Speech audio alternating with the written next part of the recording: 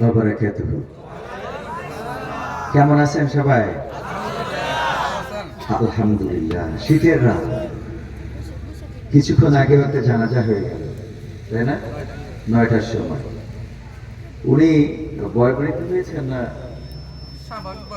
স্বাভাবিক বয়স? আজকের এই মাহফিলটা শোনার সৌভাগ্য ওনার কিন্তু হলো না। কার কখন তুলে নেবেন আমরা জানি না। এজন্য যারা বাইরে আছেন, এই মাহফিলটা আমাদের জীবনের শেষ মাহফিল হয়ে যেতে পারে। এই মাহফিল আমাদের নাজাতের ওসিলা হয়ে যেতে পারে। এই মাহফিল আমাদের ক্ষমার কারণ হয়ে যেতে পারে। এই মাহফিল আমাদের ভাগ্য সুপ্রসন্ন করে দিতে, কার দোয়া কখন কবুল হবে আমরা জানি না। আমি একটা মাহফিলে গিয়েছিলাম, 3 জন শ্রোতা ছিলেন মালয়েশিয়াতে, আর আমরা গিয়েছিলাম 2 জন, মোট 5 জন। এই 3 জন শ্রোতার মধ্যে একজন শ্রোতার কারণে আমি আজ কবির বিন সামাদ আপনার এখানে ওয়াজ করে ফেলি। কারণ কি? কারণ হলো ওই 3 জনের মধ্যে একজন ছিল, উনি বললেন যে ভাই আপনি তো কণ্ঠ ভালো, আলোচনা করলেন ভালো লাগলো, সঙ্গীত গাইলেন ভালো লাগলো, এটা অনলাইনে কেন দেন না? আমি বললাম অনলাইনে কেমনে দেয়? ওই আমার শিখাইছিল যে এইভাবে দেয়। এই অনলাইনে দিয়েছি, আপনারা অনলাইন দেখেছিলেন। এই 3 জনের মধ্যে একজনের কবুলিয়া আজকে কবুল মিলসাম। এই জন্যে কোনটা আপনার কাজে দিবে, আপনি যদি অবহেলা করেন, আপনি মনে করেন এই স্কুলটা ভালো না, ছাত্র অল্প, এখানে পড়ে কি হবে, ভালো স্কুলে যায়, ওই খারাপ স্কুলের ছাত্রই ভালো স্কুলে শিক্ষকতা করে। কি মনে হয় আপনাদের? খারাপ স্কুলের ছাত্র ভালো স্কুলের শিক্ষক। এই জন্যে আজকের এই মাহফিল হতে পারে আপনার আমার নাজাতের ওসিলা।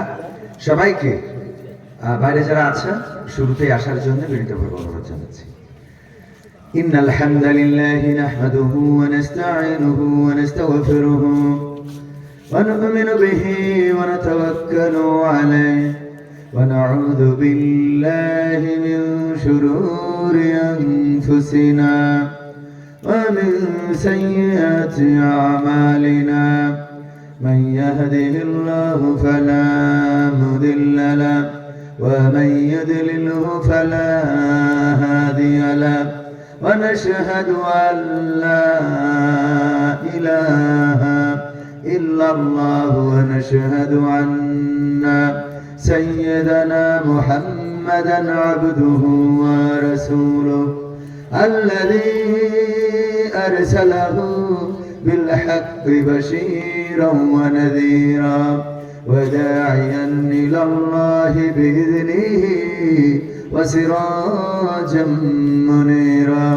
فقد قال الله تعالى في كلامه المجيد والفرقانه الحميد. সবাই পড়েন আউযু বিল্লাহি মিনাশ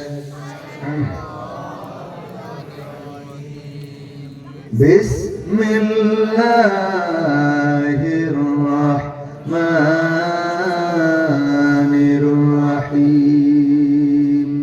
ইয়া আইয়াতুহান নাফসুল মুতমাইন্না ইরজিই ইলা রাব্বিকি রাদিয়াতাম মারদিয়্যা ফাদখুলি ফি ইবাদি وادخلي جنتي.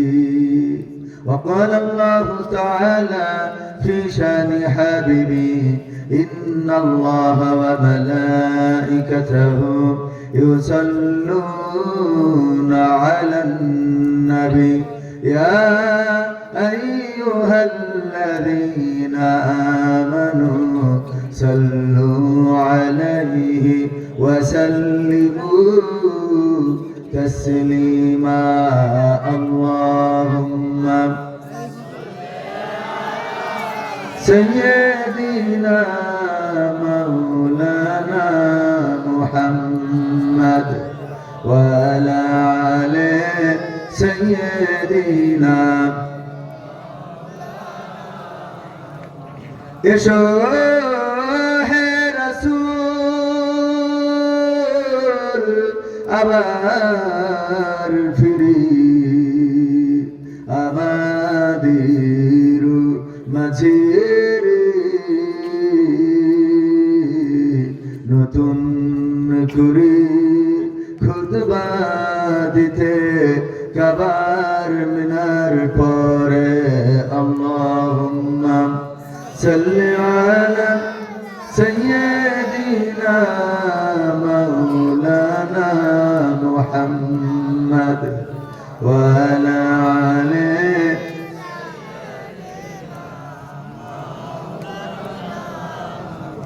নবীর নামে দুরূদ শরীফ পড়িবে যে জন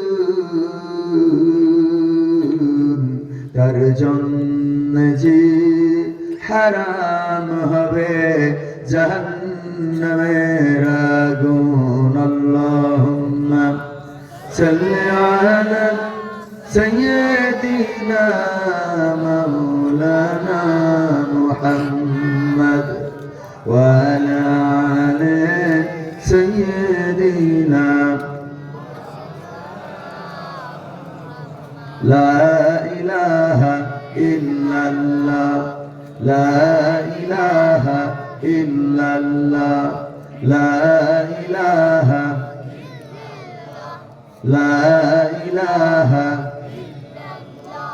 لا إله إلا الله محمد رسول الله سبحان الله والحمد لله لا إله إلا الله سبحان الله والحمد لله لا إله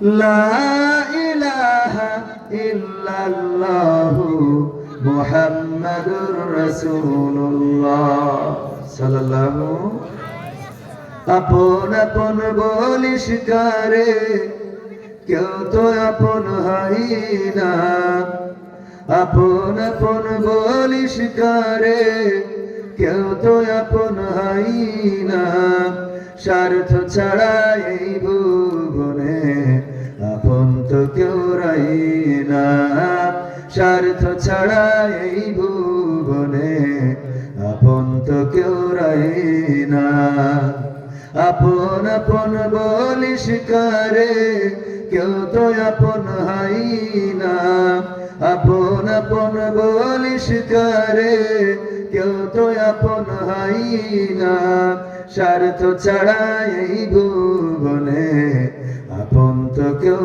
রাই না স্বার্থ ছাড়া এই ভুবনে আপন তো কেউ রাই না চোখ বুঝিয়া ভাবরে মন কে তোর আপন জন ভালোবাসা পাওয়ার জন্য আছে কি কারণ চোখ বুঝিয়া ভাব মানুষ কে তোমার আপন জন ভালোবাসা পাওয়ার জন্য আছে কি কারণ চোখের আড়াল হলে দেখিস চোখের আড়াল হয়ে দেখিস তোর কথা কেউ কই না স্বার্থ ছাড়া এই ভুবনে আপন তো কেউ রাই না স্বার্থ ছাড়া এই ভুবনে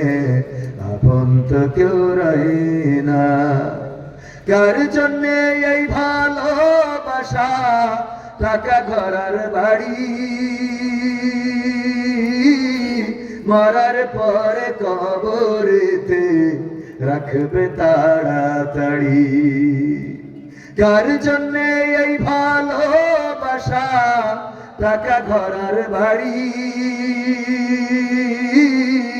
মরার পরে কবরেতে রাখবে তাড়াতাড়ি বিনা লাভে বন্ধুরে কেউ বিনা লাভে বন্ধুরে কেউ তুলার বোঝাও বই না স্বার্থ ছাড়া এই ভুবনে আপন তো কেউ রাই না স্বার্থ ছাড়া এই ভুবনে আপন তো কেউ রাই না আপন আপন বলিস কারে, কেউ তো আপন হয় না। আপন আপন বল কারে, কেউ তো আপন হয় না। স্বার্থ ছাড়া এই ভুবনে আপন তো কেউ রয় না। স্বার্থ ছাড়া এই ভুবনে আপন তো কেউ রয় না। আর একটু জোরে, কষ্ট হচ্ছে আপনাদের? সত্য বললাম না মিথ্যা বললাম? আপন সবাই স্বার্থের জন্যে, স্বার্থ আছে যতক্ষণ আপন আছে ততক্ষণ। স্বার্থ যখন চলে যায় আপনেরাও দূরে সরে যায়। এমন সংখ্যা কম না বেশি? বেশি মানে কি, যদি পিতাও অসুস্থ হয় পড়ে থাকে, সন্তান ইমামকে বলে হুজুর দোয়া করে দেন, আল্লাহ যেন আমার পিতাকে সহি সালামতে নিয়ে যাই। তার মানে এখন আর বাবার দেওয়ার সক্ষমতা নাই। বাবা বিছানাগত, সন্তানও চাই না এভাবে পড়ে থাকুক, ঠিক না ঠিক? সন্তান চাই যদি চলে যায় সেটাই ভালো, এভাবে পড়ে থাকলে তো কষ্টই বেড়ে যায়। হাসপাতালে হাসপাতালে দৌড়াদৌড়ি করতে মনে ভালো লাগে না। ওগো আমার ভাইয়েরা, পাই যতক্ষণ গায়ে ততক্ষণ, খাই যতক্ষণ গায়ে ততক্ষণ। যখন পাওয়া বন্ধ হয়ে যায়, যখন খাওয়া বন্ধ হয়ে যায়, তখন গাওয়াও বন্ধ হয়ে যায়। প্রমাণ কি দেব? দেব? প্রমাণ দিচ্ছি, রাজনীতির কথা নাই। কয়েকদিন আগে বাংলাদেশের ট্রাইব্যুনাল, ইন্টারন্যাশনাল যে ট্রাইব্যুনাল করেছিল, ওই ট্রাইব্যুনালে ফাঁসির রায় হলো বাংলাদেশের সাবেক প্রধানমন্ত্রীর। ফ্যাসিস্ট সরকারের রায় হওয়ার পরে বলেন দেখি রাজপথে নামার মতো কোন মানুষ কি ছিল? যতদিন পেয়েছে ততদিন রাজপথে ছিল না? ছিল না? এখন বুঝেছে আর পাওয়া হবে না, আর খাওয়া হবে না, সুতরাং আর খাওয়া হবে। সত্য বলছে না মিথ্যা বলছে? পাই নাই বলে গাই নাই। এখন আর দেওয়ার মতো সেই নেতা নাই, এখন নেত্রী নাই যে বরাদ্দ দিবে, এই জন্য রাজপথে দাঁড়ায় নাই। এইটাই হলো এই গানের কথা। আপনজন স্বার্থ পাইলে আপন, স্বার্থ না পাইলে মমতাজদের কণ্ঠ থেকে গান বের হয় না। এটা কিন্তু রাজনীতির জন্য বলি নাই, এটা বললাম বোঝানোর জন্য। যতক্ষণ পাবে, যতক্ষণ খাবে, ততক্ষণ গাবে, এটাই মানুষের বাস্তবতা।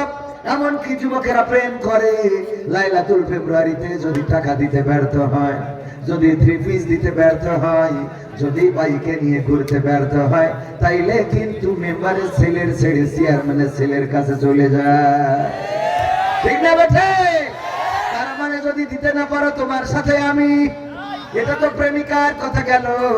যদি স্ত্রীও হয়, স্বামী যদি স্ত্রীর চাহিদা পূরণে ব্যর্থ হয়, তাইলে সেই স্ত্রীও পরকিয়া করে অন্যের হাত ধরে সন্তান ফেলে রেখে চলে যাওয়ার নজির আছে না নাই? এটাই প্রমাণ করে আপন কেউ হয় না, আপন কেউ থাকে না, আপন কেউ আপনার পাশে না। যতক্ষণ স্বার্থ আছে ততক্ষণ আপনার পক্ষে কথা কয় না। আমি বক্তাও যতক্ষণ আপনাদের ভালো কথা বলতে পারবো, যতক্ষণ পর্যন্ত আমি সোজা পথে বলতে পারবো, ততক্ষণ শুনবেন। ডাইনে থাকে জামাতের, বামে থাকে বিএনপির, পিছনে থাকে আওয়ামী লীগের। মাঝখান দিয়ে বরাবর কায়দা করে ওয়াজ করা লাগে যাতে তিনজনই খুশি থাকে। ডানে বামে যদি আওয়ামী লীগের বিপক্ষে চলে যায় হুজুর খুঁজবে না, হুজুর যদি বিএনপির পক্ষে চলে যায় হুজুর, আর পিছনে জামাত, উনি বলে হুজুর আমরা কিন্তু পিছনে আছি। এইবার কিন্তু চান্স আছে, খবর আছে, যদি হক কথা না বলে। জানা আছে না নাই? সব দিক ব্যালেন্স করে ভাইরা আমার যদি বলতে ব্যর্থ হই, তাহলে অনেকেই খেপে যাবে। বিএনপিরা চায় না বিএনপির বিপক্ষে চলে যাক, আওয়ামী লীগ চায় না আওয়ামী লীগের বিপক্ষে চলে যাক, জামাত চায় না জামাতের বিপক্ষে চলে যাক। কিন্তু কোরআনের হক কথা যদি বলা হয়, তাইলে আমার বিপক্ষেও চলে যাবে, আমার বিপক্ষে চলে যাবে, হুজুরের বিপক্ষে চলে যাবে। আমি বলেছি হক কথা বললে হুজুরের বিপক্ষে যাবে, আমার বিপক্ষে যাবে। আমি আমার উস্তাদজিকে বলেছি, হুজুর আমরা যা বলি সব কি কাজে করি? যা বলি সব কি কাজে করি। ফেসবুকে স্ট্যাটাস দিলাম, সিরাজগঞ্জে কোরআনের দাওয়াত নিয়ে ছুটে চলেছি। আমি কত কোরআনের দাওয়াত দেওয়া মানুষ, যতদিন এই সিরাজগঞ্জের যুবকরা টাকা দেয় নাই ততদিন আমি কোরআনের দাওয়াত নিয়ে আসি নাই। এখন টাকা পাওয়ার পরে কোরআনের দাওয়াত নিয়ে আসলাম, বিশাল কোরআনওয়ালা। আমার বিরুদ্ধে যাবে কিনা? এই অবস্থা আমার বিরুদ্ধে গেল কিনা? কারণ আমি টাকা খেয়ে তারপরে তো আসছি। আমি বিশাল কোরআনের খাদে, ফেসবুকে স্ট্যাটাস দিই, আল্লাহওয়ালা হুজুর আমি কোরআনের দাওয়াত নিয়ে চলেছি। নীলফামার কত কোরআনের দাওয়াত দেওয়ানদার, যতদিন টাকা পাই নাই ততদিন একদিনও আসে নাই। জিহাদি কবির বিন সামাদ বিপ্লবী, কবির বিন সামাদ জিহাদি কোনদিন রাজপথে স্লোগানে দেখা গেল না, কোনদিন রাজপথে পাওয়া গেল না, কোন জায়গায় একটা কাটার দাগ নেই, মারার দাগ নেই। ওই যে দেখেছেন দুইজন মানুষ হত্যা করেছে ঢাকায়, নাটোরে বাড়ি, ঢাকায় গৃহে প্রবেশ করে চাকরির কি জানো কি চাকরি, এটা কি বলে, কাজের বুয়া, একটা গৃহকর্মী হিসাবে চাকরি নিয়েছে। নেওয়ার 4 দিনের মাথায় ওই বাড়ির মালিকের স্ত্রী এবং কন্যাকে হত্যা করেছে। আজকে ধরা খেয়েছে, হাতের মধ্যে ব্যান্ডেজ করা। তার মানে হত্যা করতে যে শুধু হত্যাই করে নাই, নিজেই আহত হয়েছে, না হয় নাই? তার মানে আপনি যদি জিহাদ করেন তাইলে শুধু জিহাদ করলে আপনার অন্তত শরীরে 1-2টা কাটা পোড়ার দাগ থাকবে না? থাকবে না? কথা কয় না? থাকবে না? থাকবে না? যেহেতু আপনার কাটা পোড়ার দাগ নাই, সুতরাং আপনি কেমন জিহাদি যে আপনি জিহাদ করলেন কিন্তু কোনোদিন আহত হওয়া লাগলো? কথা কয় না? কেমন জিহাদি আপনি? জিহাদ করেছেন কিন্তু আহত হওয়া লাগে নাই। আজকের মাহফিলের প্রধান অতিথি মাশাআল্লাহ জনাব মোহাম্মদ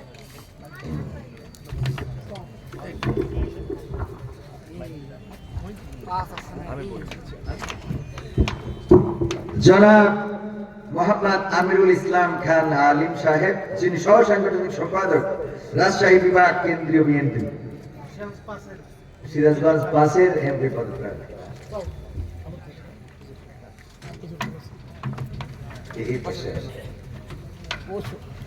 আপনারা খুশি তো? আমরা একটু তাকবীর দিই, লিল্লাহি তাকবীর। প্রধান অতিথির আগমন, মাহফিলের পক্ষ থেকে, সিরাজগঞ্জবাসীর পক্ষ থেকে নারায়ে তাকবীর।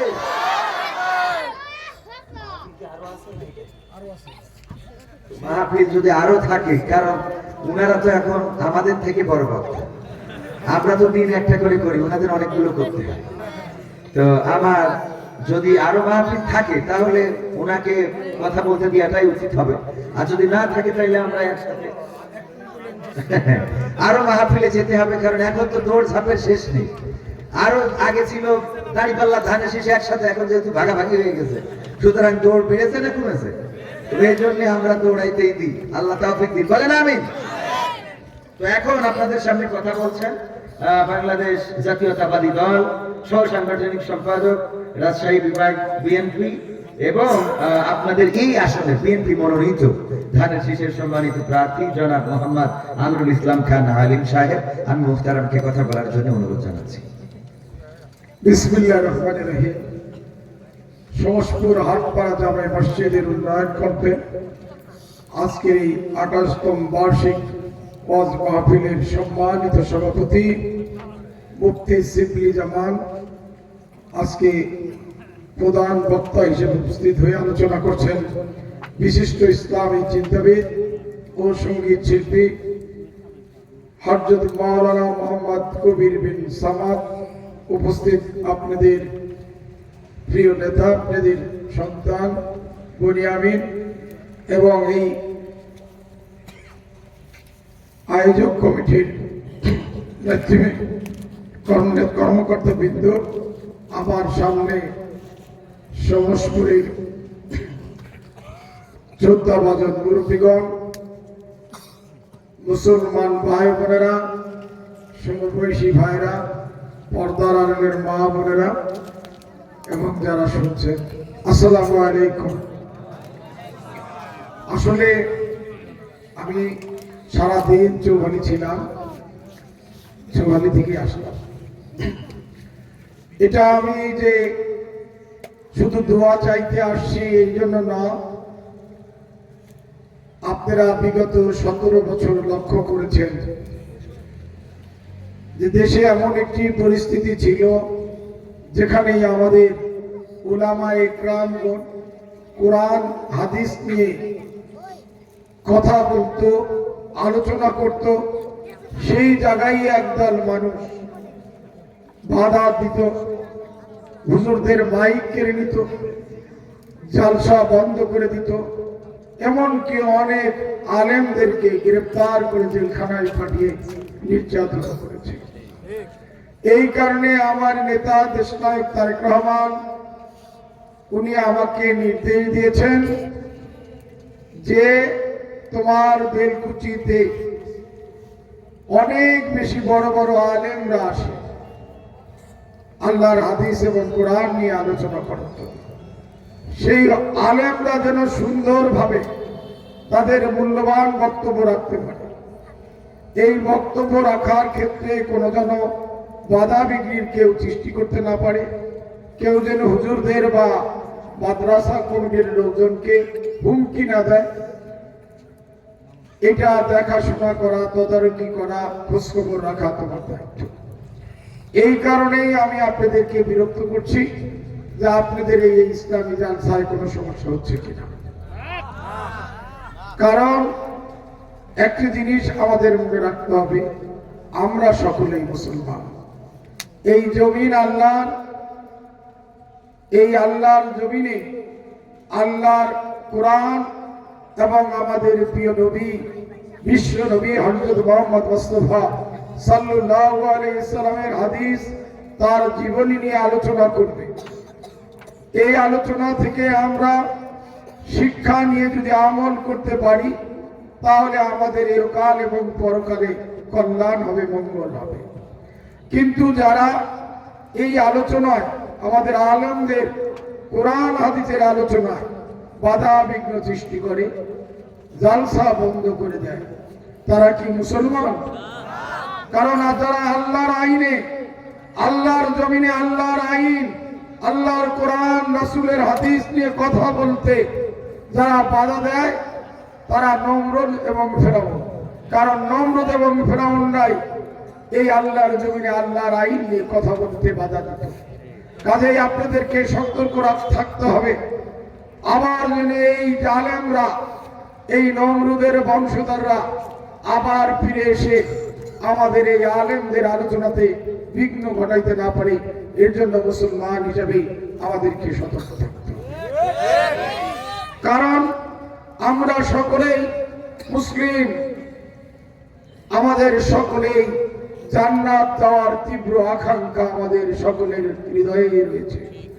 আমরা এই যে আজকে এখানে অনেক ঠান্ডার মধ্যেও হুজুর অনেক দূর থেকে এসেছেন, আপনারাও এসেছেন, আজকে আমরা হুজুরের আলোচনা শুরু করছি, শুনছি শুধু একটি কারণেই, এখান থেকে আমরা শিক্ষা নিয়ে যদি আমল করতে পারি তাহলে আমরা জান্নাত যেতে পারবো নাকি? এই কারণে আমাদের এই আলোচনা যাতে সুন্দর হয় সেই দিকে আমাদের সকলেরই দৃষ্টি রাখা উচিত। আমি আর বক্তব্য দীর্ঘায়িত করব না। আমি আপনাদেরকে বলবো, আমি আপনাদের সন্তান, আমি আপনাদের ভাই, আমি আপনাদের বন্ধু। আমি আপনাদের দোয়া চাই, আপনাদের আশীর্বাদ চাই, আপনাদের ভালোবাসা চাই। তার বিনিময়ে আমি সন্ত্রাস মুক্ত, চাঁদাবাজ মুক্ত, দুর্নীতি মুক্ত, মাদক মুক্ত একটি মানবিক সমাজ প্রতিষ্ঠা করতে চাই। যেই সমাজে অশান্তি, সন্ত্রাস, হিংসা, প্রতিহিংসা থাকবে না, আমরা সেই সমাজ প্রতিষ্ঠা করতে আপনাদের সহযোগিতা আমরা প্রত্যাশা করি। আপনাদের সকলের সহযোগিতা নিয়ে যদি আমরা সেই সমাজ নির্মাণ করতে পারি তাহলে আমাদের মঙ্গল হবে। আর কোরআন হাদিস শিক্ষা করা, কোরআন হাদিস অনুযায়ী জীবনযাপন করা আমরা যদি করতে পারি, আজকের সমাজে যে অশান্তি, সমাজের যে বিশৃঙ্খলা, সামাজিক যে অবক্ষয়, আমাদের যুব সমাজের যে অবক্ষয়, এগুলো থেকে যদি আমরা সমাজকে থেকে রক্ষা করতে পারি, তাহলে কোরআন হাদিসের অনুসারী হওয়া ছাড়া, কোরআন হাদিসের নিয়ম অনুযায়ী চলা ছাড়া কোনোভাবেই সম্ভব নয়। এই কারণে হুজুরদের আলোচনা আমাদের জন্য খুবই দরকার। কারণ সমাজ থেকে বিশৃঙ্খলা, অবক্ষয়, অশান্তি দূর করে শান্তি, সুশৃঙ্খলতা ফিরে আনতে কোরআন হাদিসের আলোচনা এবং এই শিক্ষা আমাদেরকে শান্তি প্রতিষ্ঠা করতে সহায়ক ভূমিকা রাখবে। এই জন্য আমি দোয়া করি মহান আল্লাহ রাব্বুল আলামিন বড় বড় আলেমদের নিয়ে এসে আমরা যেন কোরআন হাদিস নিয়ে আলোকপাত করতে পারি, সেখান থেকে শিক্ষা নিয়ে অগ্রসর হতে পারি, তাহলে সমাজ শান্তি ফিরে আসবে। আমরা সেই শান্তি কামনা করি। মহান রাব্বুল আলামিন আমাদেরকে সবাইকে এই হুজুর যে আলোচনা করবেন সেই কান থেকে শিক্ষা নিয়ে আমাদের আমল করার তৌফিক দিন। আমিন। সবাইকে ধন্যবাদ। আসসালামু আলাইকুম। আলহামদুলিল্লাহ, ওই অনেক সুন্দর কথা বলেছেন, আলহামদুলিল্লাহ। আরো আরো মাহফিল হয়েছে না, এটা বুঝছি। আবার আমাদের যুবকদের কিছু চাওয়াটাও আছে। মাশাআল্লাহ মাশাআল্লাহ, লিল্লাহি তাকবীর।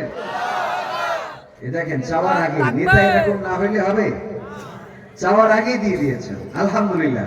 আমাদের বনিয়া আমিন মুহতারাম, উনি আগে এসে বসেছিলেন, ওনারও ব্যস্ততা আছে। আবার আমাদের আপনি আবার আসতেছেন, বিদায় দিয়ে উনি আসতেছেন।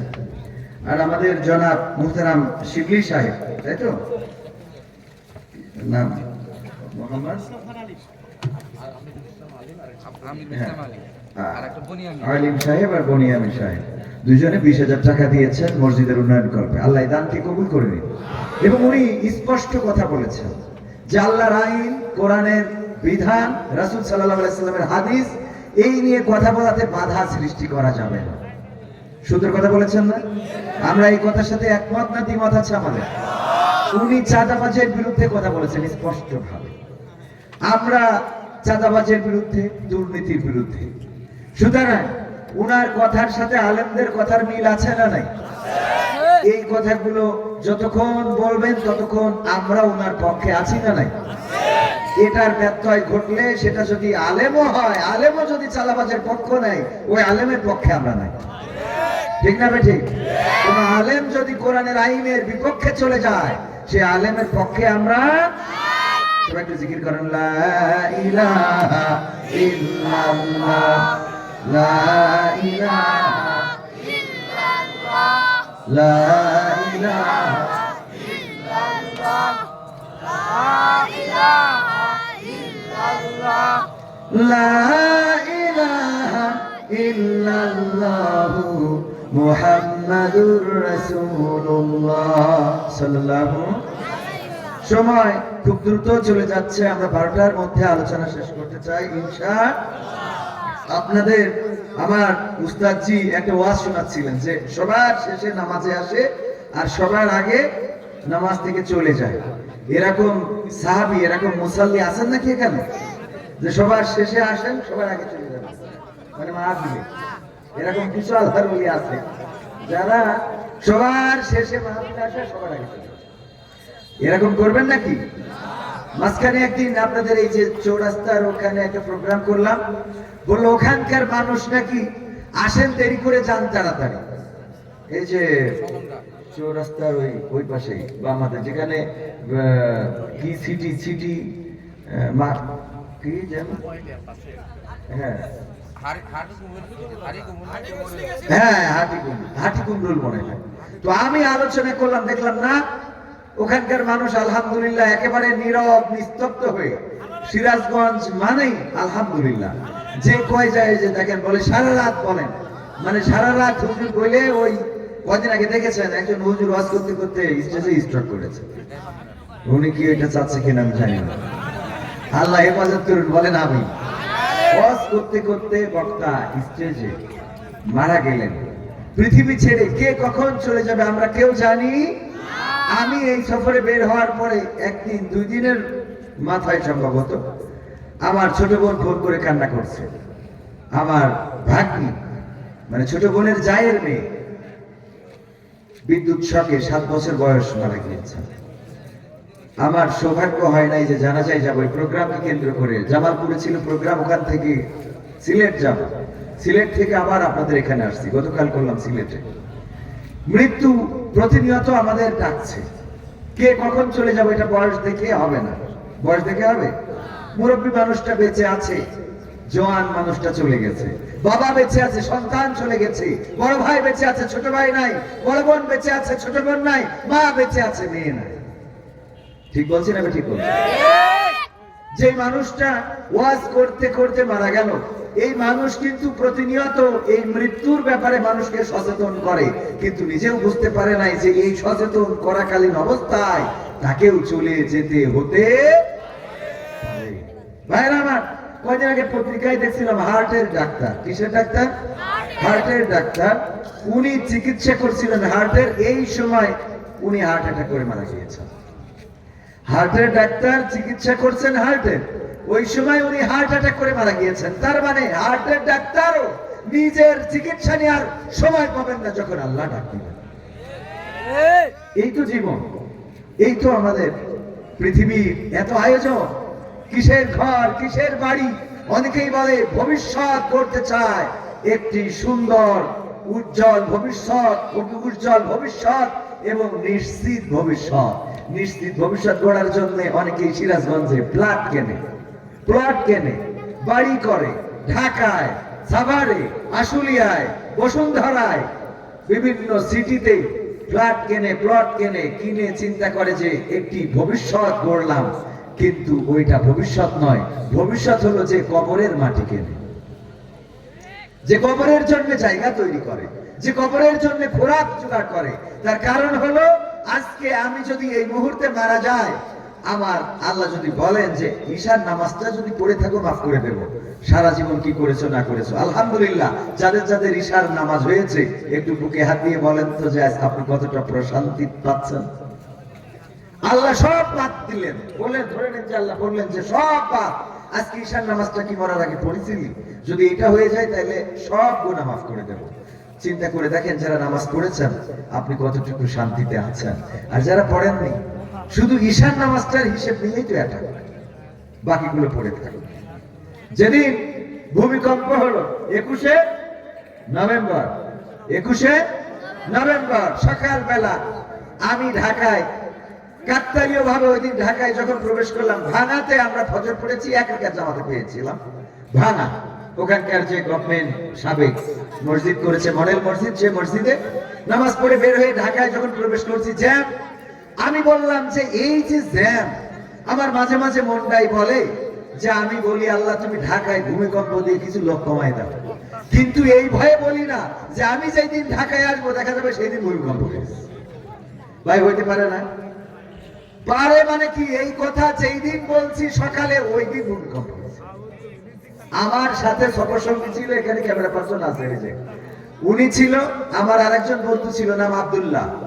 সে আমাকে বললো কবির ভাই আর কখনো এই জাতীয় কথা বলবেন না। বললাম আমি বলেছি তাই হয়েছে, এটা মনে করার কোনো কারণ নেই। কয় আপনি আজকে বললেন আর আজকে এটা ঘটে গেল। আমি ওটা মূল কথা না, মূল কথা হলো ওই দিন যদি ভূমিকম্পে দেশ উলট পালট হয়ে যেত, আল্লাহ যদি আমাদেরকে ডেকে নিতেন আর যদি বলতেন আজকে ফজরের নামাজ যাদের মসজিদে হয়েছে তাদেরকে মাফ করে দিলাম, আমি অর্ধেক পাতাম মাফ। কি পাতাম? অর্ধেক মাফ পাতাম, কারণ এক রাকাত পাইছি, আর এক রাকাত পড়তে পারি না। ভাইয়ের আমার, চিন্তা করেন তো মৃত্যু আমাদের কত কাছে, সবচেয়ে কাছে এবং নিশ্চিত হলো মৃত্যু। কেউ যদি চায়, এই কোরআনে 6666 মতান্তরে 6234টি আয়াত রয়েছে। কত? 6000 প্লাস আয়াত রয়েছে। এই কোরআনে সব আয়াত কেউ যদি চায় অস্বীকার করতে পারে, কোরআনকে মিথ্যা বলতে পারে। ওই যে বাউল সূরা নাস নিয়ে বাজে মন্তব্য করেছে না, যে আল্লাহ কয় নাচতে, এইটাই কয় নাচতে, ওইটাই কয় নাচতে। এই কোরআন নিয়ে এই কথাগুলো তামাশার সাথে বলতে পারে, কিন্তু কুল্লু নাফসিন যায়িকাতুল মাউত, প্রত্যেক প্রাণীকে মৃত্যুর স্বাদ গ্রহণ করতে হবে। এইটা নিয়ে রহস্য করার ক্ষমতা কারো আছে? এটা নিয়ে উপহাস করার ক্ষমতা কারো আছে? এটা নিয়ে যে উপহাস করবে সেও মারবে, এটা যে বিশ্বাস করবে সেও মারবে, এটা যে বিশ্বাস করবে না সেও মারবে। যে বলবে না মারা যাব না, সেও মারা যাবে। এটা অস্বীকার করার সুযোগ কারো নাই। সুতরাং মৃত্যুর প্রস্তুত হওয়ার দরকার আছে না নাই? যারা বুদ্ধিমান তারা মৃত্যুর জন্য প্রস্তুত হয়ে যায় যে আমি যদি আজকে মারা যায় আল্লাহর কাছে কি নিয়ে দাঁড়াবো, কি আছে আমার। আজকে যে ব্যক্তিটা মারা গেলেন, যার জানাজা হলো 9টার সময়, ওই মানুষটা আপনাদের মতোই একজন ছিল না? বলেন, আপনাদের মতোই তো একজন ছিল। উনি চাইলে এই মাহফিলে শ্রোতা হতে পারতেন। পুরুষ না মহিলা? পুরুষ মানুষ। উনি আমাদের সামনে বসতে পারতেন, কিন্তু এখন তিনি অলরেডি কবরের মধ্যে। তার জীবনের সব খেলা, ওরে মরলে মানুষ দাম বাড়ে তার, মরলে মানুষ দাম বাড়ে তার, বাঁচতে অবহেলা। দুনিয়ার রং বাজারে এটা কেমন খেলা দয়াল, দুনিয়ার রং বাজারে এটা কেমন খেলা। ওরে মরলে মানুষ দাম বাড়ে তার, মরলে মানুষ দাম বাড়ে তার, বাঁচতে অবহেলা। দুনিয়ার রং বাজারে এটা কেমন খেলা দয়াল, দুনিয়ার রং বাজারে এটা কেমন খেলা। বাঁচতে মানুষ কেউ বলে না লোকটা বড় ভালো, মরলে বলে তার মরাতে বড় ক্ষতি হলো দয়াল, বড় ক্ষতি হলো। বাঁচতে মানুষ কেউ বলে না লোকটা বড় ভালো, মরলে বলে তার মরাতে বড় ক্ষতি হলো দয়াল, বড় ক্ষতি হলো। ওরে দেখতে আসে স্বজন সুজন, ওরে দেখতে আসে স্বজন সুজন, ডোবে যখন বেলা। দুনিয়ার রং বাজারে এটা কেমন খেলা দয়াল, দুনিয়ার রং বাজারে এটা কেমন খেলা। দুনিয়ার রং বাজারে এটা কেমন খেলা দয়াল, দুনিয়ার রং বাজারে এটা কেমন খেলা। ছেঁড়া কাপড় তাও জোটে না পরি কষ্ট করে, ঈদের নামাজ হয় না পড়া নতুন জামা পরে দয়াল, নতুন জামা পরে। ছেঁড়া কাপড় তাও জোটে না পরি কষ্ট করে, ঈদের নামাজ হয় না পড়া নতুন জামা পরে দয়াল, নতুন জামা পরে। ওরে নতুন কাপড় জুটবে জানি, ওরে নতুন কাপড় জুটবে জানি, ফুরাইলে বেলা। দুনিয়ার রং বাজারে এটা কেমন খেলা দয়াল, দুনিয়ার রং বাজারে এটা কেমন খেলা। দুনিয়ার রং বাজারে এটা কেমন খেলা দয়াল, দুনিয়ার রং বাজারে এটা কেমন খেলা। ভাঙা ঘরে দিন কেটে যাই বছর ঘুরে যুগ, এই জীবনে পাইলাম না তো একটু ভবের সুখ দয়াল, একটু ভবের সুখ। ভাঙা ঘরে দিন কেটে যাই বছর ঘুরে যুগ, এই জীবনে পাইলাম না তো একটু ভবের সুখ দয়াল, একটু ভবের সুখ। ওরে মরলে আসে ঘর বানাতে, ওরে মরলে আসে ঘর বানাতে, করে না অবহেলা। দুনিয়ার রং বাজারে এটা কেমন খেলা দয়াল, দুনিয়ার রং বাজারে এটা কেমন খেলা। দুনিয়ার রং বাজারে এটা কেমন খেলা দয়াল, দুনিয়ার রং বাজারে এটা কেমন খেলা। ওরে মরলে মানুষ দাম বাড়ে তার, মরলে মানুষ দাম বাড়ে তার, বাঁচতে অবহেলা। দুনিয়ার রং বাজারে এটা কেমন খেলা দয়াল, দুনিয়ার রং বাজারে এটা কেমন খেলা। দুনিয়ার রং বাজারে এটা কেমন খেলা দয়াল, দুনিয়ার রং বাজারে এটা কেমন খেলা। মরলে মানুষের কদর আছে না নাই? অনেকের জামার অভাব, শীতের পোশাকের অভাব, পায়ের জুতার অভাব, দেওয়ার মতো মানুষ নাই। কিন্তু মারা যাওয়ার পরে কাফনের অভাব কারো হয়েছে? কারো কাফনের অভাব হয় নাই। অনেকের খাবার নাই ঘরে, রান্না করার মতো তরকারি নাই, রান্না করবেন এমন চুলা জ্বালাবেন কোন রকম সক্ষমতা নাই। এই মানুষটাও যেদিন মারা যায়, তার মৃত্যুকে কেন্দ্র করে খিচুড়ি রান্না করে মানুষদের খাওয়ানোর ব্যবস্থা হয় না? হয় না? ওই সময় রান্না করে 100, 200, 500 লোকের খাওয়ায় গ্রামের মানুষ। অথচ বেঁচে থাকতে যদি এই অভাবী মানুষটার পাশে দাঁড়াতো, হয়তো আরো 2 দিন 4 দিন 2 মুঠো ডাল ভাত খেয়ে বেঁচে থাকতে। কথা হয় না? এরপরে দেখেন, যদি কারো ঘরে না থাকে, ঘরের জন্য যদি আপনার কাছে যে বলে, বাবা বাসায় তো আছে 2খানা বাঁশ কি দেয়া যাবে, আমার ঘরের খুঁটিটা পড়ে যায়, গুয়ে খেয়ে ফেলেছে, আমার ঘরের মধ্যে বৃষ্টি পড়ে, ঠান্ডার দিন ঘরে বাতাস ঢোকে, বর্ষাকালে বর্ষা ঢোকে, গরমের সময় রৌদ্র পড়ে, একটু বাঁশ যদি দিতে গো, বলে না এখন নতুন করে কুড়া গজাচ্ছে, নতুন করে বাঁশ বের হচ্ছে, এখন ছাড়ে কোপ দেওয়া যাবে না। এই মানুষটা যদি মারা যায়, তার কবরে বাঁশ দেওয়ার মানুষের কি অভাব হয়? হয়েছে কি আজ পর্যন্ত অভাব? হয় নাই। তার মানে মারা যাওয়ার পরে কদর আছে না নাই? বেগম জিয়ার বাড়ির সামনে বালুর ট্রাক সরানোর জন্য মানুষ পাওয়া গেল না রে। আবার এখন বলে সবচেয়ে বড় জানাজা হবে বেগম জিয়ার। এই শুনেছেন না? শোনেন? বলেছে না বলে নাই? তার মানে জেতা থাকতে ওই বালুর ট্রাক যদি সরাইতে, তাইলে তো নেত্রী খুশি হয়ে যেত। সেইটা না করে মারা যাওয়ার পরে বিশাল বড় জানাজা করে দেখাবা যে এত বড় জানাজা হয় নাই, এই নেত্রী খুশি হবে? এটাই কথা হয় না। এই নেতাটার আকল নিয়ে প্রশ্ন হয়। এই জাতীয় নেতাগুলো কথা বলার সময় বোঝেও না। একজন ডাক্তারের কাছে এসে রোগী জিজ্ঞেস করতেছে, বাবা আসলাম আপনার কাছে, শুনলাম আপনি ভালো ডাক্তার, তো আসলে রোগী কেমন হয় আপনার কাছে? তা বলতেছে, আপনি এই যে মেন রোড থেকে সমেশপুর বাজার পর্যন্ত আসতেছি, ডানে বামে নতুন খবর কয়টা দেখেছেন? তা কয়, তা তো 20-25টা দেখলাম। বলছে, সব আমার হাতের রোগী, সব আমার হাতের রোগী। আচ্ছা, এইটা বললে উনি উনার ভয় বাড়বে না কমবে? মানে উনি বুঝাইতে চেয়েছে হয়তো পজিটিভ, যে যদি মরা এতগুলো রুগী হয় তাহলে জেতা তো আরো বেশি, এটা হয়তো বুঝাইতে চেয়েছে, কিন্তু মরা দিয়ে বোঝানোর দরকার আছে।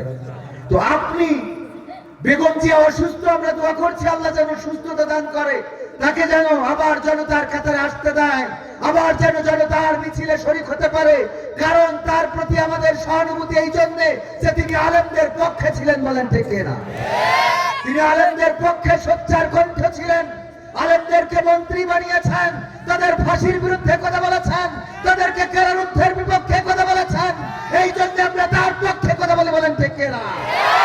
আর আপনি বলেন যে যদি মারা যায় সবচেয়ে বড় জানাজা হবে, আপনি এত তাড়াতাড়ি মৃত্যু প্রত্যাশা করেন কেন? হ্যাঁ, কারণটা কি?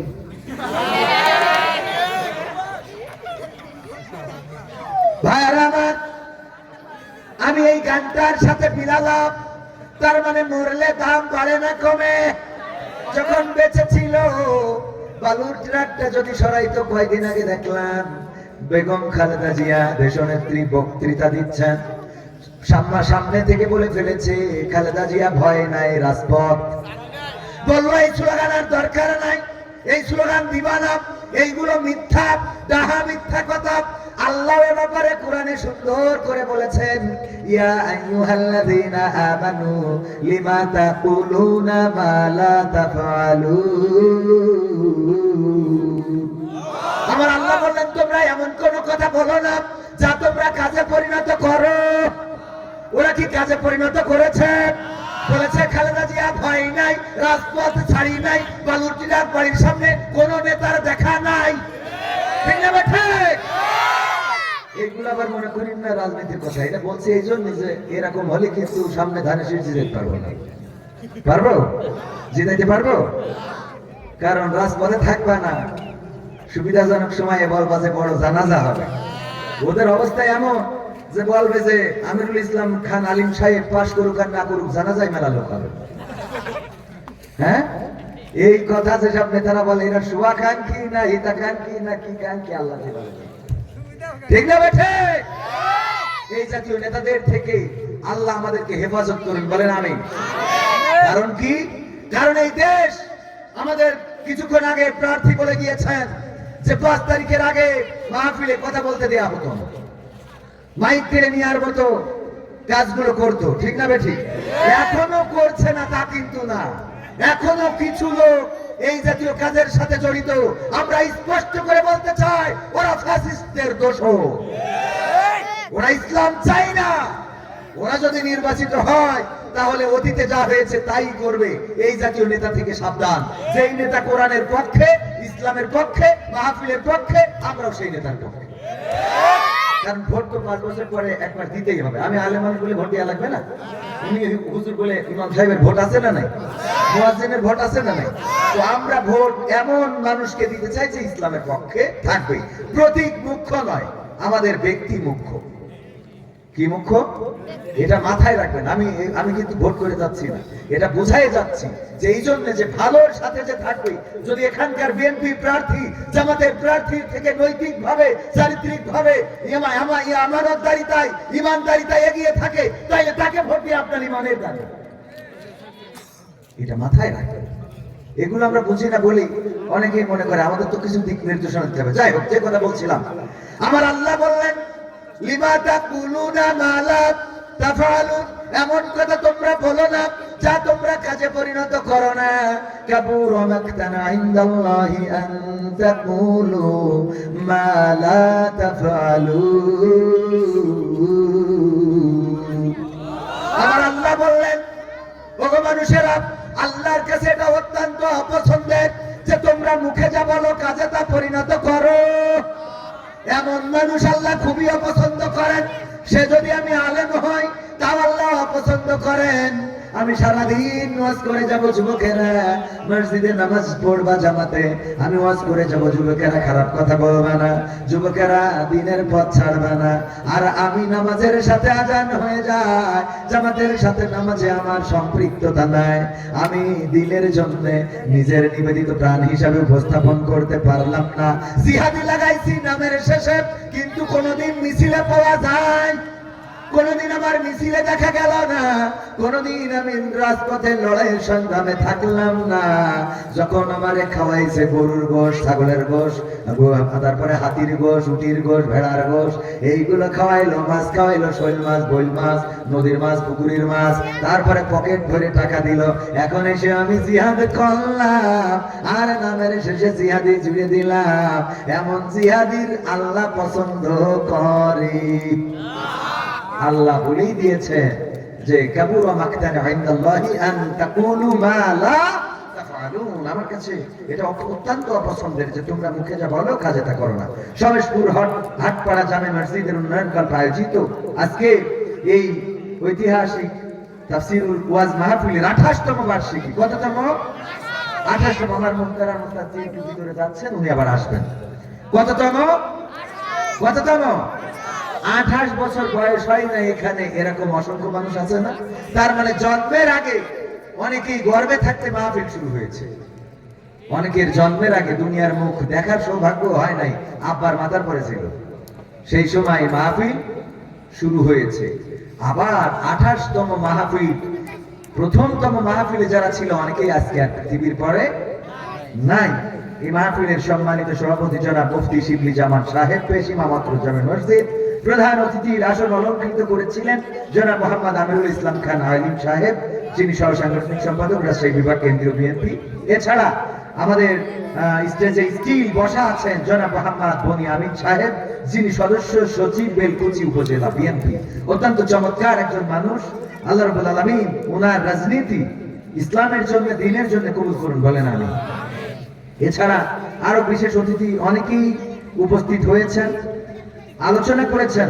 আমার শ্রদ্ধাভাজন উস্তাদ জনাব হযরত মাওলানা বেলাল হোসেন সাহেব, যিনি সিনিয়র প্রভাষক আরবি ফাজিল মাদ্রাসা পুকুরপাড় উল্লাপাড়া। ওই মাহফিলে আমি পর 2-3 মনে হয় এসেছি পুকুরপাড়ে। তো সেই সুবাদে উনি আমাকে এখানে, ওনার গ্রামের বাড়ি এই জায়গায়, তো রাজাপুর, তো উনি আমাকে বলেছেন যে একটু এসে, যে আমার যুবকরা চাচ্ছেন, আজকে যুবকদের দেখে অনুপ্রাণিত হয়েছি।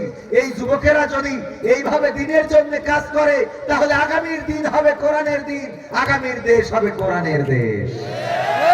কারণ যুবকেরা 5 তারিখে রাজপথে নেমে প্রমাণ করে দিয়েছে, ওগো বিএনপি তোমরা যা করতে পারো নাই, ওগো জামাত তোমরা যা করতে পারো নাই, ওগো হেফাজত তোমরা শাপলা চত্বরে রক্ত দিয়েছো, কিন্তু যা করতে পারো নাই আমরা রাজপথে থেকে সেটা করে প্রমাণ করে দিলাম আমরা এই দেশকে বদলাতে পারি। বলেন ঠিক না? সেই যুবকরা আবার রাজপথে নামার দরকার আছে না নাই? প্রয়োজনের সময় নামতে হবে, অপ্রয়োজনে নামার কোনো দরকার নাই। আলোচনা করেছেন আবুল বাশার সাহেব, শিক্ষক সমেতপুর দারুল উলুম কওমিয়া মাদ্রাসা। এছাড়া স্টেজে আরো গণ্যমান্য ব্যক্তিবর্গ আছেন। আমার সামনে আজকের মাহফিলের প্রধান আকর্ষণ। আপনারা না আসলে এই মাহফিলে আমাদের কথা বলতে ভালো লাগতো না। এখানে আপনারাই মাহফিলের মূল আকর্ষণ।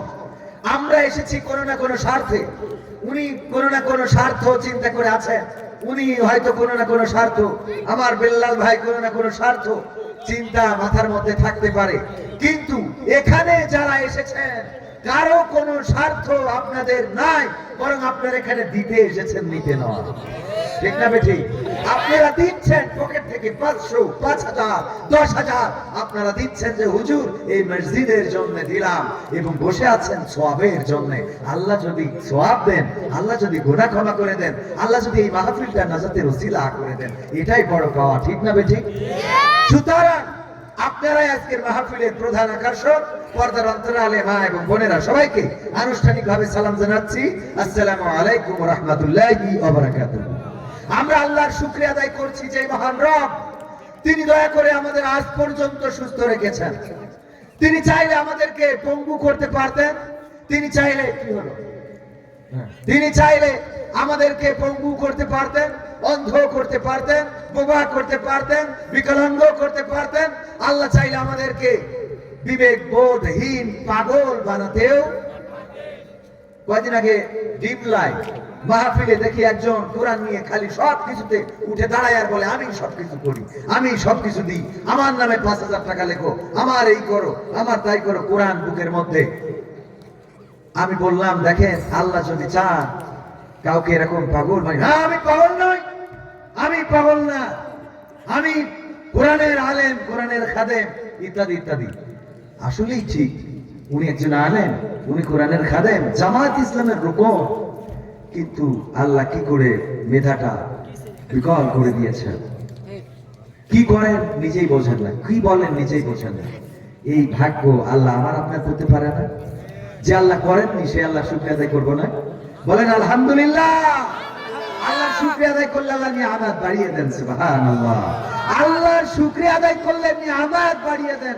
আর আমরা আল্লাহর নাশুকরি করি তো নিয়ামত কি করে বাড়বে বলেন তো? আপনি কৃতজ্ঞতা পেশ করবেন, আল্লাহ আপনার নিয়ামত বাড়িয়ে দিবেন। এটা কোরআনেই বলে দিয়েছেন, হুজুর সাক্ষী।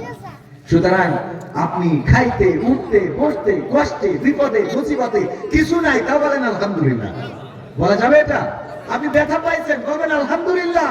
আল্লাহ তুমি আমারে ব্যথা দিচ্ছ, আমি খুশি কারণ তুমি দিয়েছো। অসুস্থতা দিয়েছো, আলহামদুলিল্লাহ।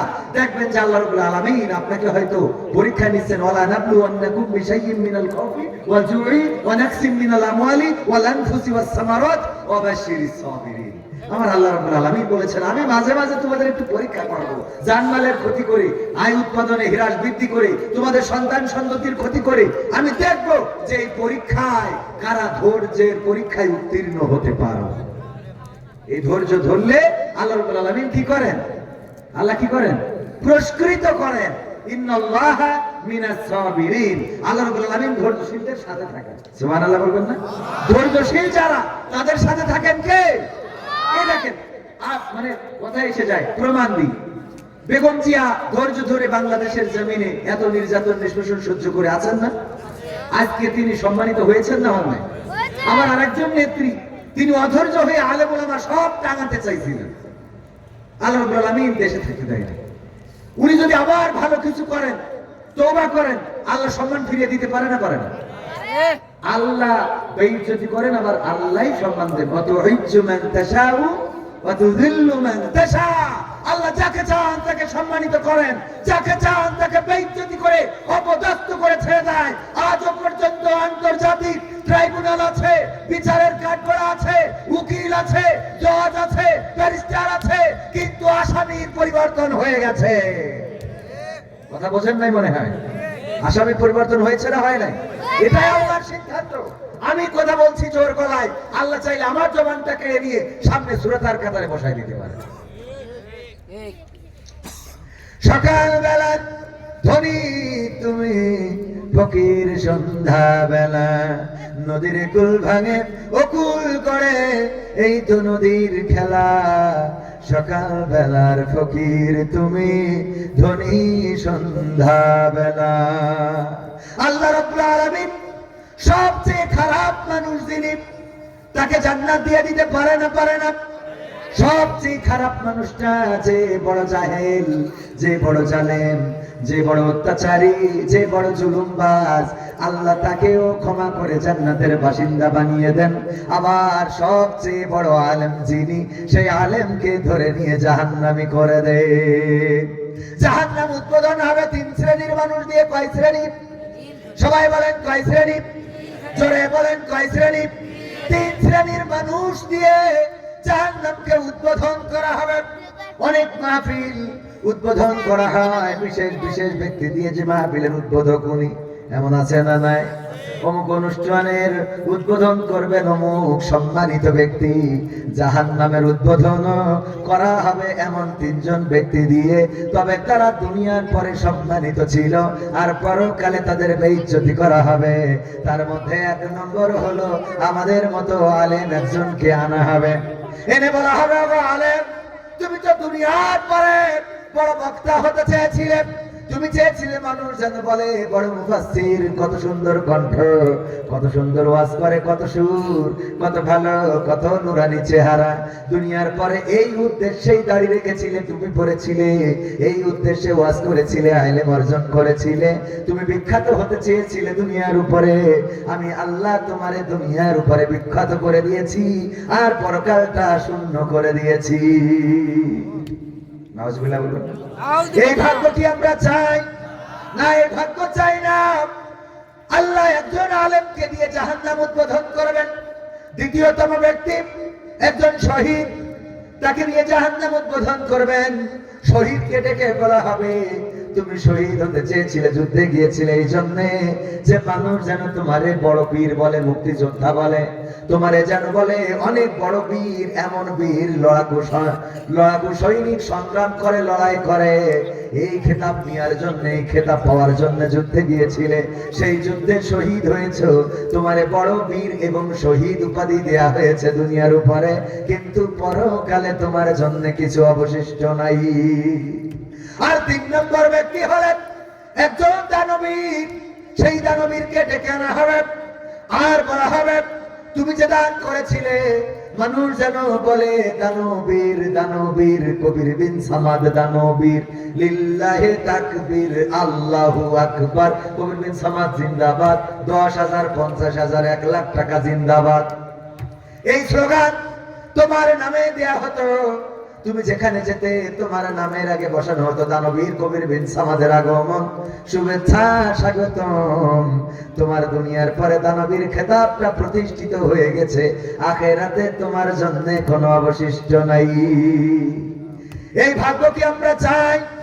ওগো আমার ভাইরা, অপরদিকে বিশ্ব নবী সাল্লাল্লাহু আলাইহি সাল্লাম বললেন, বুখারী শরীফের হাদিস, বনী ইসরাইলদের এমন একজন ব্যক্তি ছিলেন, যিনি সারাটা জীবন নাফরমানি করেছেন, অন্যায় করেছেন, অপকর্ম করেছেন, আল্লাহর বিরুদ্ধে কাজ করেছেন, আল্লাহ রাব্বুল আলামিনের হুকুম আহকাম গুলো তরক করেছেন।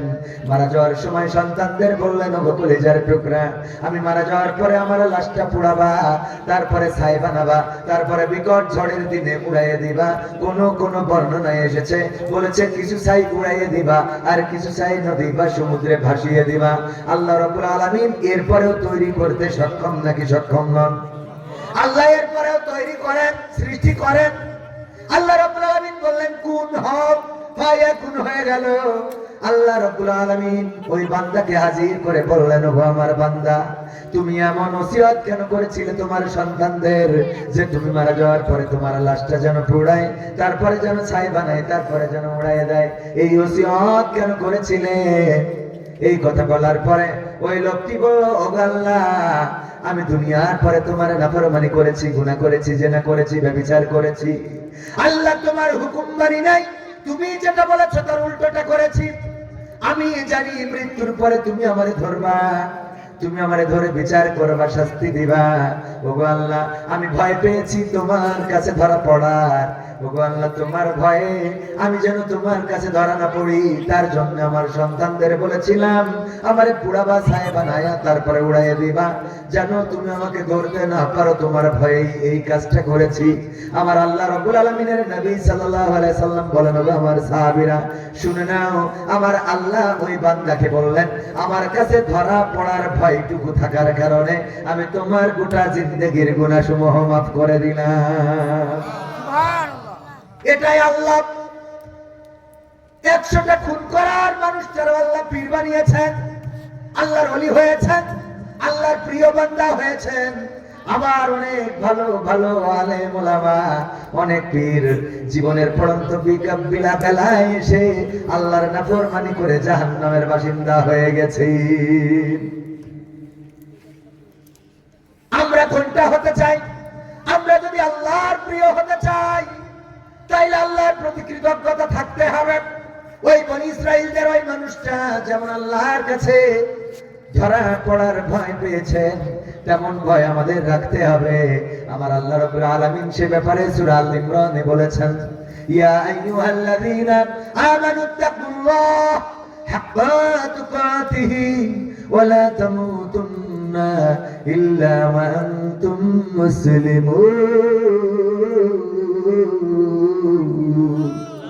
আমার আল্লাহ বললেন, ওগো ঈমানদারেরা, হে ঈমানদার শোনো, তোমরা যারা ঈমান এনেছো, গো সিরাজগঞ্জের ঈমানদার, ওগো বেলকুচির ঈমানদারেরা শোনো, তোমরা আল্লাহকে ভয় করো যেমন করে তাকে ভয় করা উচিত।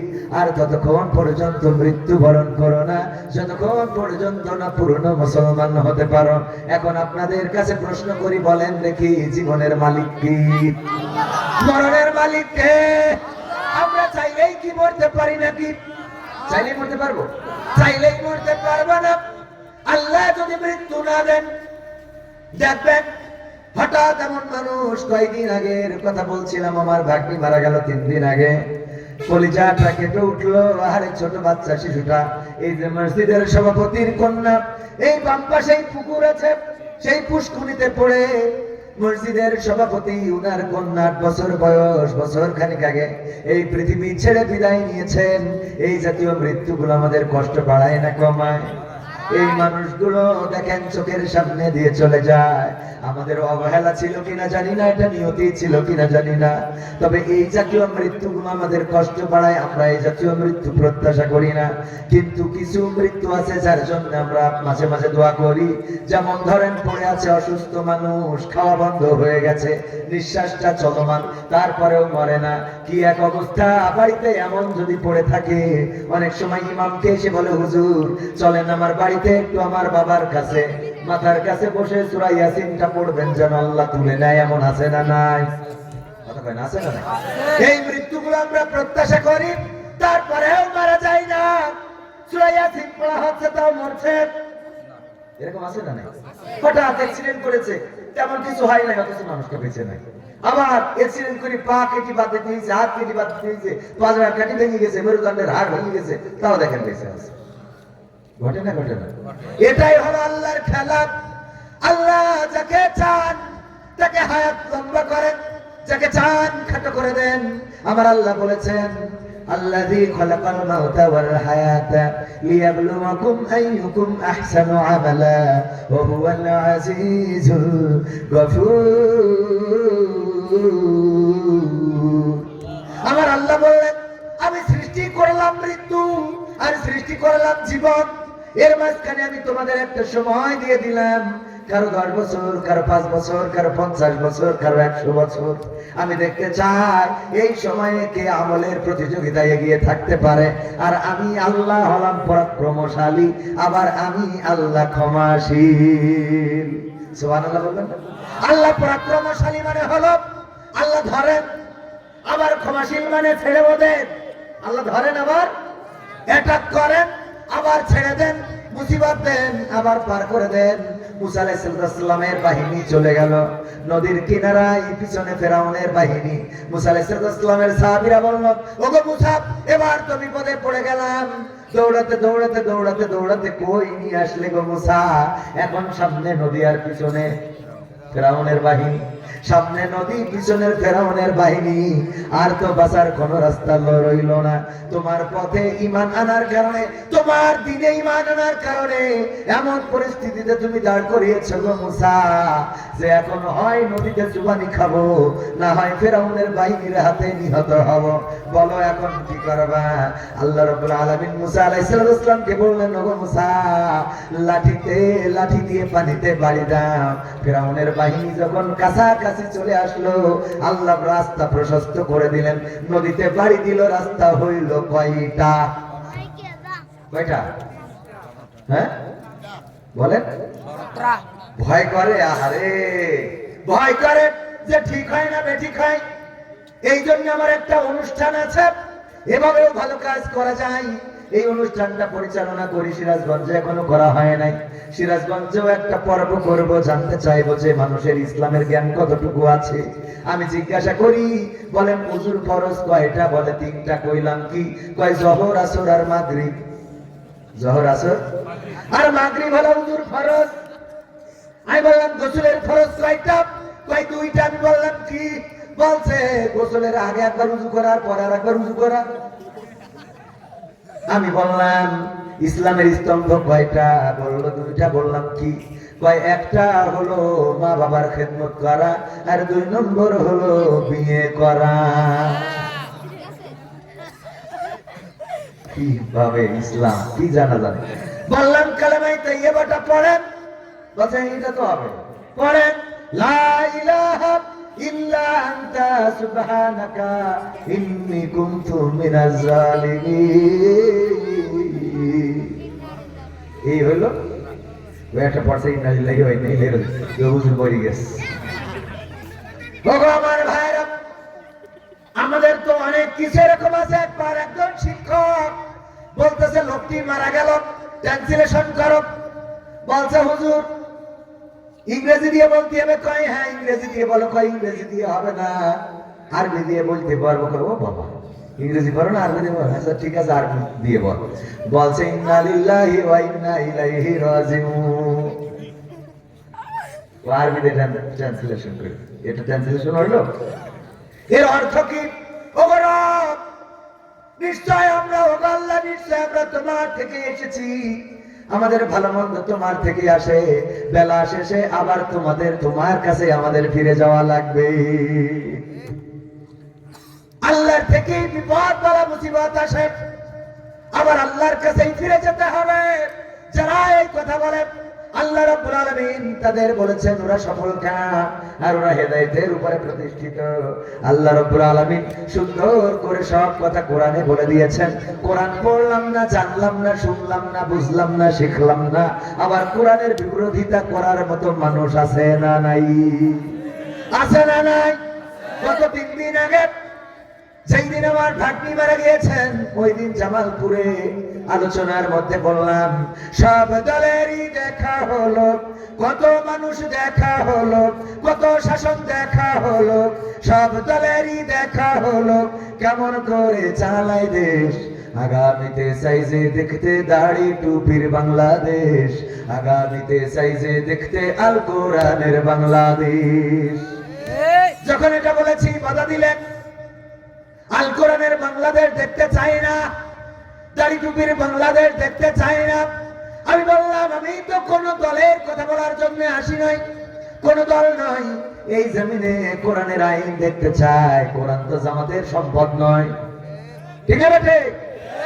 কোরআন যদি জামাতের সম্পদ হয়, তাইলে বিএনপি, আওয়ামী লীগ, অন্য দলের লোক এই সূরা দিয়ে কি নামাজ পড়তে পারবে? পারবে?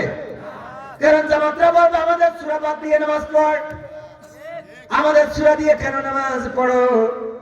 যদি কোরআন চরমানার হয়, তাইলে জামাত, বিএনপি, অন্যান্য দল এই সূরা নিয়ে যদি নামাজ পড়ে, তাইলে সর্বনাশী বলবে খবরদার, এবার যদি পড়িস একদম হাঁটুর মালাতে খুলি দেব। ঠিক না বেঠিক? এই কোরআন কোন জামাতের নয়, বিএনপির নয়, আওয়ামী লীগ বিএনপি জামাত জাসদ বাসদ হেফাজতের নয়। কোরআন দিয়েছেন গোটা বিশ্বের মানুষের জন্য, বলেন ঠিক কিনা? আমি আগে বলতাম, অনেকেই বলে হিন্দুর কাছে কোরআন পাওয়া গেছে, বেধর্মীর কাছে কোরআন পাওয়া গেছে, কোরআন অবমাননার অভিযোগ তোলে। না, এই কোরআন অবমাননার অভিযোগ তোলা যাবে না, কারণ এই কোরআন হিন্দুরাও পড়বে, বৌদ্ধও পড়বে, খ্রিস্টানও পড়বে। তাদের হেদায়েতের জন্য কোরআন পড়ার দরকার আছে না নাই? অনেকেই না বুঝে আমার একটা নাটকও করা আছে যে হিন্দুর কাছে কোরআন, এই নিয়ে খুব নির্যাতন, যে হিন্দুর কাছে কেন কোরআন থাকবে। একজন হিন্দুও কোরআন পড়ার অধিকার রাখে না, রাখে না, কারণ কোরআন না পড়লে সে হেদায়েত বুঝবে কি করে? কথা বলেন। আল্লাহ যে তার জন্য পথের দিশা পাঠিয়েছেন, প্রথমেই তো আল্লাহ বলে দিয়েছেন আলিফ লাম মিম যালিকাল কিতাবু লা রাইবা ফীহি হুদাল লিল মুত্তাকিন। আমার আল্লাহ প্রথমেই, কোন হিন্দু যদি কোরআন পড়ে, কেন পড়বে? প্রথমেই আলিফ লাম মিম, এই সূরায় এর অর্থ করেন নাই আল্লাহ রাব্বুল আলামিনের নবী, এর অর্থ ব্যাখ্যা শিক্ষা দিয়ে যান নাই। শুধুমাত্র মমতাজ ছাড়া এটার ব্যাখ্যা কেউ করতে পারে নাই। মমতাজ একবার করেছিল, ঠিক না বেঠে? এটার ব্যাখ্যা নাই। এটার ব্যাপারে আল্লাহ রাব্বুল আলামিনই বলে দিয়েছেন, আমি কিছু আয়াত করে দিয়েছি প্রকাশ্য, আর কিছু অপ্রকাশ্য, কিছু মুতাশাবিহা, আর কিছু কি মুতাশাবিহা, আরেকটা হ্যাঁ। তো আল্লাহ রাব্বুল আলামিন দিলেন কিছু স্পষ্ট, কিছু অস্পষ্ট। আমি তো বেশি বড় হুজুর নাই, জন্য মাঝে মাঝে বেঁধে যায়, চেষ্টা করতেছি যেন না বাঁধে, আল্লাহ যেন তৌফিক দেয়। কিন্তু কিছু আয়াত স্পষ্ট, কিছু অস্পষ্ট। এই স্পষ্ট আর অস্পষ্ট আয়াত আল্লাহ দিয়ে মানুষকে একটু পরীক্ষা নিতে চান যে স্পষ্ট আর অস্পষ্ট দুইটার পরে বিশ্বাস কারা আনে। যারা ঘোলাতে চায়, ঝামেলা বাঁধাতে চায়, তারা স্পষ্ট বাদ দিয়ে অস্পষ্ট না নিয়ে মাথামাতি করে। কিছু মুখ মুতাশাবিহাত আর কিছু মুহকামা, এরকম, তাই না?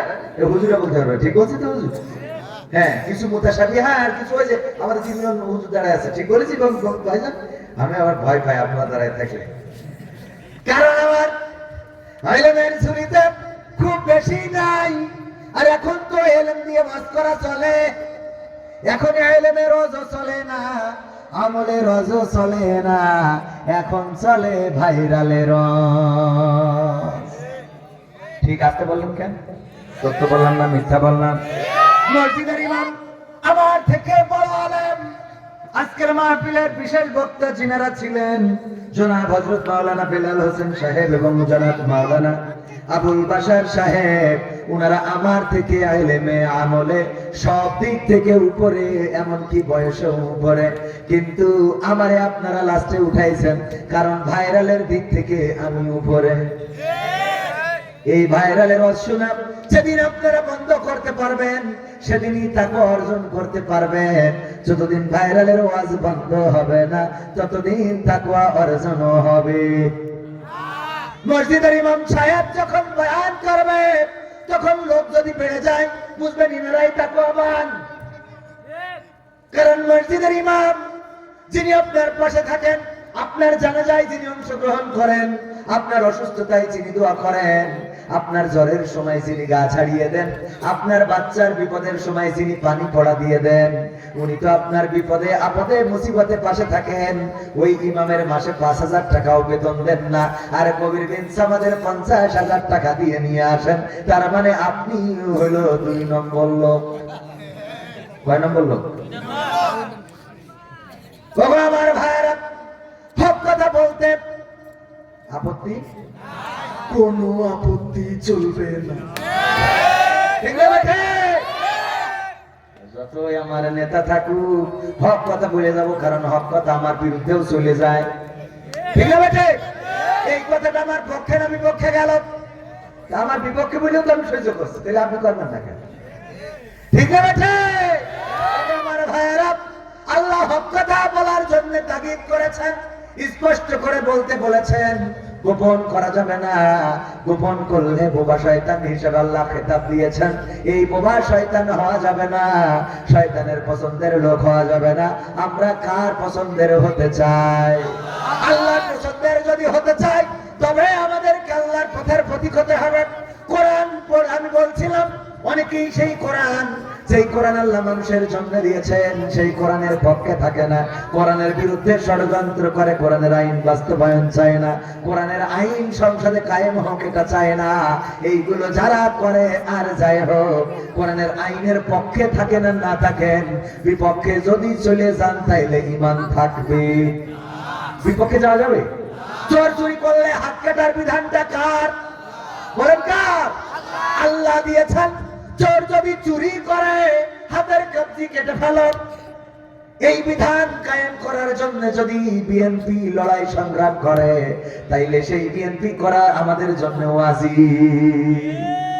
এইটা করার জন্য যদি আওয়ামী লীগ লড়াই সংগ্রাম করে তাইলে আওয়ামী লীগকে দেশে আনতে হবে, ঠিক না বেটা? কিন্তু হাত কাটার বিধান যদি জামাতে ইসলাম, হেফাজতে ইসলাম, চরমনাই ইসলাম তারা যদি প্রতিষ্ঠিত করতে না চায়, তাদের বিরুদ্ধে স্লোগান দেয় আপনার জন্য ওয়াজিব। মনে থাকবে কথাগুলো? স্পষ্ট কথা। কোরআনের আইন যদি কায়েম হয়ে যায়, সেদিন আমাদের স্বরাষ্ট্র উপদেষ্টা বলেছেন আমার হাতে সুইচ নেই, সেই সুইচ দিয়ে আমি হত্যা বন্ধ করে ফেলবো। প্রতিনিয়ত খুন হচ্ছে, ছোট্ট ছোট্ট কারণে খুন হচ্ছে। বাড়িতে চুরি করছিল ল্যাপটপ, মোবাইল, টাকা পয়সা, বাড়ির কর্ত্রী ধরে ফেলার কারণে গৃহকর্মী চুরি দিয়ে হত্যা করেছে। শুধু ওই বাড়ির মহিলাকে নয়, ওই বাড়ির মালিকের স্ত্রীকে নয়, ওই যে 15 বছর বয়সী কন্যা শিশুটাকেও হত্যা করেছে। এই অল্প বয়সে তাদেরকে হত্যা করা হলো শুধুমাত্র কয়টা টাকার জন্য। তার স্বামী সাক্ষাৎকার দিয়েছেন টেলিভিশনে, দেখলাম যে বলতেছে কিছু টাকা পয়সা, ল্যাপটপ, মোবাইল চুরি করে এনে আমার হাতে দিতে চেয়েছিল। যখন বাধা দিয়েছে তখন হত্যা করেছে এবং না মরে যাওয়া পর্যন্ত বাড়ি থেকে বের হয় নাই। ওগো আমার ভাইয়েরা, স্বরাষ্ট্র উপদেষ্টা বললেন যে এমন হত্যা হচ্ছে, আমার হাতে সুইচ নাই যে বন্ধ করে দেব। আমি বললাম 1400 বছর আগে আমার আল্লাহ সুইচ দিয়েছে না দেয় নাই? আল্লাহ কোরআনে সুইচ দিয়ে দিয়েছেন। কিসাস, কি কিসাস? আল্লাহর দেওয়া সুইচ, আল্লাহর দেওয়া বিধান। যদি কেউ হত্যা করে, যেইভাবে হত্যা করবে প্রকাশ্যে তাকে সেইভাবে হত্যা করতে হবে। 32টারও বেশি ক্ষতর চিহ্ন পেয়েছে ওই যে গৃহকর্ত্রী যিনি, তাকে আঘাত করা হয়েছে কয়টা? 32টারও বেশি, 32টার অধিক ছুরি দিয়ে আঘাত করা হয়েছে। আয়েশা নামের ওই মেয়েটাকেও অ্যারেস্ট করেছে পুলিশ। এখন মামলা চলবে, মামলা চলবে, মামলা চলবে। রায় হতে হতে আমাদের ইমোশনও শেষ হয়ে যাবে, বলেন ঠিক কিনা? বাবা তোমার দরবারে সব পাগলের খেলা, হরেক রকম পাগল দিয়া মিলাইছো মেলা। ও বাবা, হরেক রকম পাগল দিয়া মিলাইছো মেলা। বাবা তোমার দরবারে সব পাগলের খেলা। ইস্যুর পরে ইস্যু আসে, কত ইস্যু আসে পাশে। ইস্যুর পরে ইস্যু আসে, কত ইস্যু আসে পাশে। তদন্ত করিতে গিয়ে ফুরাই যে বেলা, তদন্ত করিতে গিয়ে ফুরাই যে বেলা। বাবা তোমার দরবারে সব পাগলের খেলা, বাবা তোমার দরবারে সব পাগলের খেলা। ঠিক বললাম না ঠিক বললাম? একটা ইস্যু আসে আর একটা যায়, নতুন আবার আর একটা ইস্যু আসে। কয়েকদিন আগে পাবনায় 8টা কুত্তার বাচ্চা বাস্তায় ধরে পানিতে চুবান দিয়ে মেরেছে। এই নিয়ে কত আমাদের ইমোশন। ওই মহিলারেও জেল খাটাই ছেড়ে দিলাম, জেল খাটলো 4 দিন। সাথে 2 বছরের শিশু নিষ্পাপ বাচ্চাটারও জেল ফিরিয়ে দিলাম। মেরেছে কুকুরের বাচ্চা। অপরদিকে পাবনায় ছোট একটা বাচ্চা শিশুকে ধর্ষণ করে হত্যা করা হলো রে। ও আল্লাহ, ওই নিয়ে আমাদের কোন ইমোশন কাজ করলো? তার মানে মানুষের বাচ্চার দাম নাই, কুত্তার বাচ্চার মূল্য বেশি ভাই। ঠিক বলছি না? ঠিক বলছি? ধর্ষণ চলে, খুন চলে, হত্যা চলে, ওই নিয়ে আমাদের ইমোশন হয় না। আমরা কুত্তার বাচ্চার বিচার চাই, পাখি মারার বিচার চাই, আমরা বিড়াল মারার বিচার চাই, কিন্তু মানুষ মেরে ফেলে এই নিয়ে বিচার হয় না। ওই যে আয়েশাকে ধরা হলো, এই নিয়ে আর কোনো কোর্ট বসানোর দরকার নাই। প্রমাণ তো আছে, সিসিটিভিতে দেখা গেছে কাজের মানুষ বাড়িতে ঢুকেছে, আবার কাজের মানুষ সেই স্কুল ড্রেস পরে বাড়ি থেকে বের হয়ে গেছে। আবার তদন্তের কোনো দরকার আছে নাকি? দেখা যাচ্ছে ধর্ষণ করেছে, ভিডিও ধারণ করেছে, এরপরেও কয় তদন্ত করি দেখ। শয়তান, তোর এত দেখা শখ কেন? কথা কয় না, এ আছে না নাই? ধর্ষণ করে ভিডিও ধারণ করেছে, ফেসবুকে ছেড়ে দিয়েছে, এর জন্যই ধর্ষক গ্রেফতার হয়েছে। পুলিশ ভাই বলে যে তদন্ত করে দেখা হবে। তুই তদন্ত, তোর ভিডিও দেখা যাচ্ছে, আমার তদন্ত কেন? তোর বারবার দেখতে হবে কেন? এত সকাশে কথা, যেটা দেখা যাচ্ছে সেটার আমার তদন্ত কি? ওটার জন্য কোনো কোর্ট কাছারির দরকার নাই, বিচারকের দরকার নাই। বিচার তো হয়েই গেছে, এটা প্রমাণিত যে সে 7:51 ঢুকেছে আর 9টা কত মিনিটে যেন বের হয়েছে। প্রায় 2 ঘন্টা, 1 ঘন্টা 50 মিনিটের মধ্যে 2 জন মানুষকে হত্যা করেছে।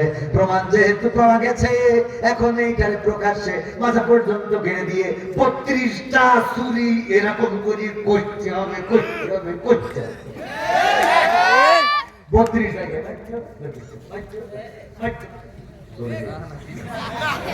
মারতে হবে আর বের করতে হবে। এইগুলো যদি এই সিরাজগঞ্জের মানুষ মিডিয়া দিয়ে, টেলিভিশন দিয়ে আর সরাসরি টিকিট কেটেও দেখানো হবে। ওই যে ক্রিকেট খেলা দেখতে যান না, জাকির সুইনগাম সবাই কিন্তু রান পায় না, দেখতে যান কি না? সুইনগাম সবাই রান পায় না, তাও টিকিট কেটে দেখতে যায়। এরকম টিকিটের ব্যবস্থা করা হবে যে অমুক জায়গায় খুনির বদলে কি প্রকাশ্যে করা হবে। যারা দেখতে চাও তারা 500 টাকা করে টিকিট, সরকারের একটা ইনকাম হবে, সরকারের একটা কি ইনকাম হবে, সবাই দেখতে আসবে।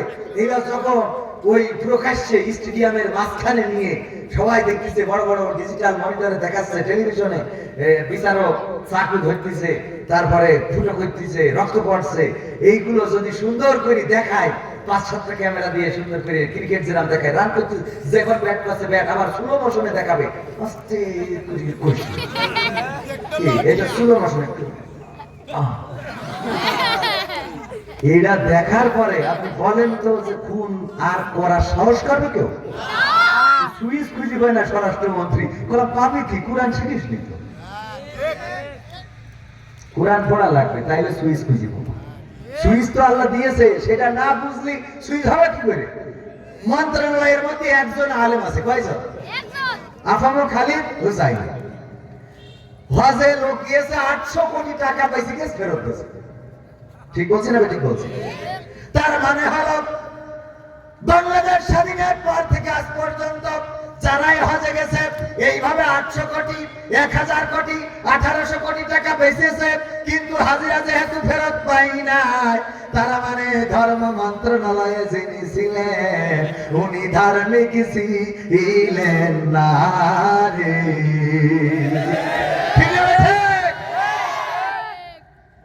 একবার মাত্র পরিচালনা করেছে আমাদের বুনিয়ামিন সাহেব, আপনার নামটাও সুন্দর, হযরত ইউসুফ আলাইহিস সালামের ভাইয়ের নামে না গিয়েছে, ইয়াকুব আলাইহিস সালামের ছেলে ইউসুফ আলাইহিস সালামের ভাই বুনিয়ামিন, উনিও ভাইয়ের পক্ষে ছিলেন, কিন্তু অন্য 10 জন ভাইয়ের কারণে যাই হোক অধিক যাব না।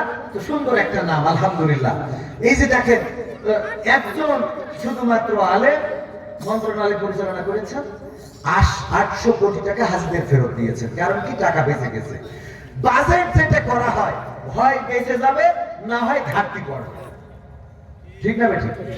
আমার কথাটা বুঝেন। বাজেট যেটা করা হবে, হয় কিছু টাকা বেঁচে থাকবে, না হয় কিছু টাকা শর্ট পড়বে। তার মানে হজ মন্ত্রণালয়ে যিনি থাকবে তিনি হাজিদের পাঠানোর পরে হয় টাকা বাঁচবে, না হয় বলবে হাজিরা তোমরা তো দিছিলে 6 লাখ টাকা করে, আমাদের 6,32,000 টাকা খরচ দিস, বাকি 32 টাকা করে দিবা। কথা কয় না? কারণ অ্যাকুরেট একদম নিট। ওই যে আমি উদাহরণ দিতে গিয়ে বলি, নাসিরউদ্দিন হোসা ও ও ও ও- ও একবার অনেক কষ্ট করে 1 কেজি গরুর গোশত কিনেছে। মেলা দিন ধরে গরুর গোশত খায় না, বাড়ি গরিব মানুষ। তো 1 কেজি গরুর গোশত খুব কষ্ট করে টাকা পয়সা গুছাই কিনেছে। স্ত্রী বলছে, স্ত্রী রান্না করো, গরুর গোশত আজকে কইছি খাবো। তো আমি একটু গোসলটা করে আসি নদীতে। গোসল করে আসতে গেছে, এর মধ্যে রান্না করে স্ত্রী এক কান করে খাইতে খাইতে পুরো 1 কেজি গোশত শেষ। মানে উনি একটু টেস্ট, কারণ নাসিরুদ্দিন হোসেন যেহেতু খায়নি, ওরা ওর বউ তো খায়নি, ঠিক কি না? ওর বউ খায় নাই অনেকদিন ধরে। আর আগের মানুষ 1 কেজি গোশত খাওয়া কোনো ব্যাপার ছিল? ছিল না। স্বামী বাড়ি আসলে গোশত তো চাবে, তখন কি করবে? মেয়ে মানুষের বুদ্ধি আছে না নাই? বুদ্ধি বেশি না কম? বেশি, কিন্তু সেই বেশিটা হলো শয়তানি বুদ্ধি। মানে প্রয়োজনের থেকে যেটুকু বেশি ওইটুকু হলো শয়তানি বুদ্ধি। কি বুদ্ধি? শয়তানি বুদ্ধি। নারীদের একটু আল্লাহ শয়তানি বুদ্ধি বেশি দিয়েছে, এবং শয়তান নারীদেরকে বেশি প্ররোচিত শুধু দেয় না, ওদের দিয়ে আবার আমার এই যুবক ছেলেগুলো নষ্ট করে। এই যে দেখেন কত সুন্দর সুন্দর চেহারা, এই চেহারাগুলোকে বিভিন্ন ভাবে প্ররোচনা দেবে। মেম্বারের ছেলে আমার দিকে কালকে ঢাকা ঢাকাতে তাকাইছিল। এই শোনার পরে ওর মন খারাপ হয়ে যায়, ওর দিকে তাকাইছে, তাহলে কি করা যায়? হঠাৎ এই কথা বলি, কবে তুমি শোনো, যদি পারো তাহলে আমার একটা হাত ঘড়ি কিনে দিবা। এখন ওই যে আগেই একটা ওয়াজ করে দিয়েছে যে মেম্বারের ছেলে তাকাইলো, তার মানে ও না দিলেও মেম্বার ছেলের কাছে চলে যাবে। এখন এ বলা খান্ডি চুরি করি তো ওর ঘড়ি কিনে দেয়। ঠিক বলছে না? ঠিক বলছে। এইভাবে ছেলেগুলোকে নষ্ট করে। লাইলাতুল ফেব্রুয়ারিতে কয় তুমি বাইকের পিছনে নিয়ে ঘুরবা, যদি না ঘোরো তাহলে আমরা কিন্তু বনিয়ামিনী ছেলের সাথে চলে যাবো। ঠিক না বেটে? এই বলে না এইবার এই যুবক নিজের তো গাড়ি নাই, বন্ধুর কাছে একটা সাই নিয়ে R15 ভালো করে চালানো শিখিনি, ওই উঠোয়ের পিছনে যে বসেছে ওর তো পাহাড় উঠে গেছে।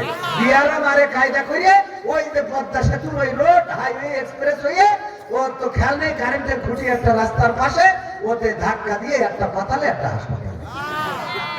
ঠিক না ঠিক? এইভাবে ছেলেগুলো।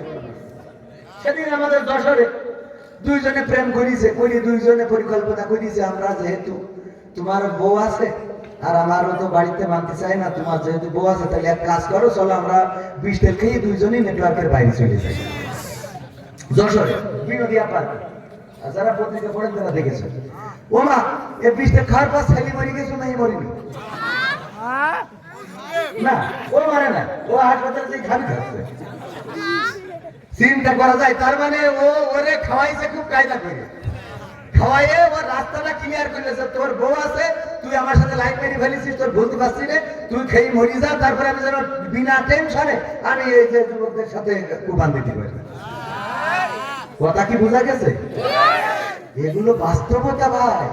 কেন বাস্তবতা? এই যে কয়দিন আগে ঢাকায় ছাত্র দলের একজনকে খুন করা হলো না, মনে করলো রাজনৈতিক কারণে হত্যা করা হয়েছে, পরে দেখা গেল তার প্রেমিকা দুইজনের সাথে প্রেম করে ফেলাইছে। এখন ঠিক করতে পারছে না যে কোনটা ছুঁয়ে কোনটাই যাবে। একবার চিন্তা করছে এইটা ভালো, একবার চিন্তা করছে এইটা ভালো। হ্যাঁ, মানে কোনটা রেখে কোনটাই যাবে, যখন সিদ্ধান্ত নিতে পারছে না তখন ওইটারে বললো তুই এইটারে সরাই দে, একটা অন্তত মরি গেলি মনে সান্ত্বনা দেবো, মরি গেল যেহেতু তাহলে জানতোটার সাথেই থাকে। সত্য বলছি না মিথ্যা বলছি? আমাদের বিএনপি নেতা আছে, উনি জানেন ছাত্র দলের একজন শিক্ষিত পাঁচজনকে এভাবে হত্যা করা হয়েছে।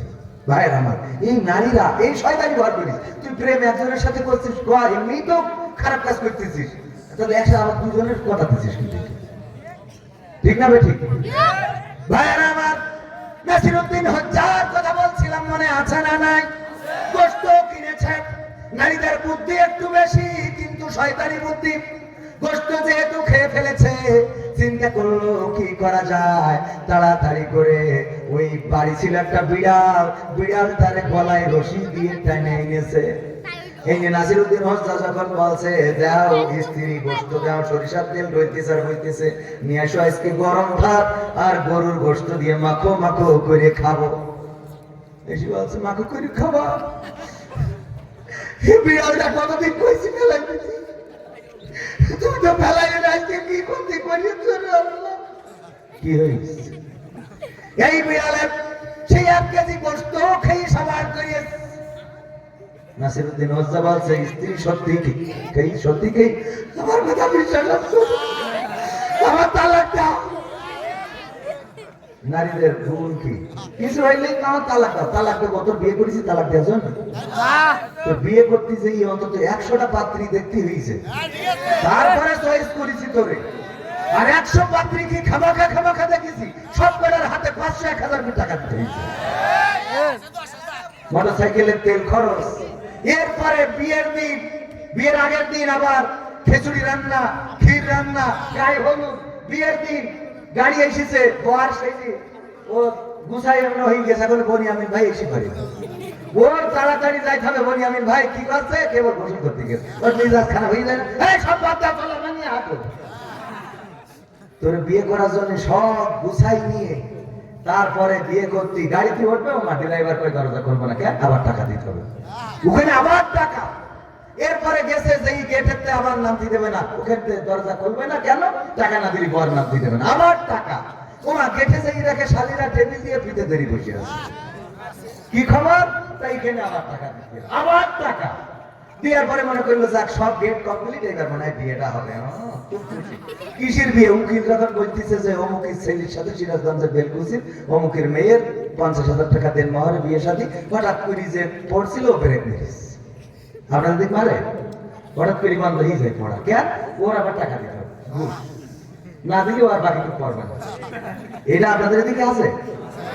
আমাদের ওইদিকে করে, ওর আবার টাকা দিতে হয়, টাকা দিলে তারপরে পড়বে, না হলে ভাবছে করে থাকবে। এরপরে বিয়ে শাদী কবুল হয়ে গেল। চিন্তা করলে এবার একটু ওর কাছে যেই বলবো, মুখ নিয়ে যেই গেছে, দরজায় দেখেছে খিল দিয়া, ভিতরতে বলছে টাকা ফেলো, তারপরে দরজা খোলো। কত অভিজ্ঞতা তো আলহামদুলিল্লাহ আছে, আরো যদি অভিজ্ঞতা নিতে হয় আরো বিয়ে করা লাগবে, ঠিক না বেটি?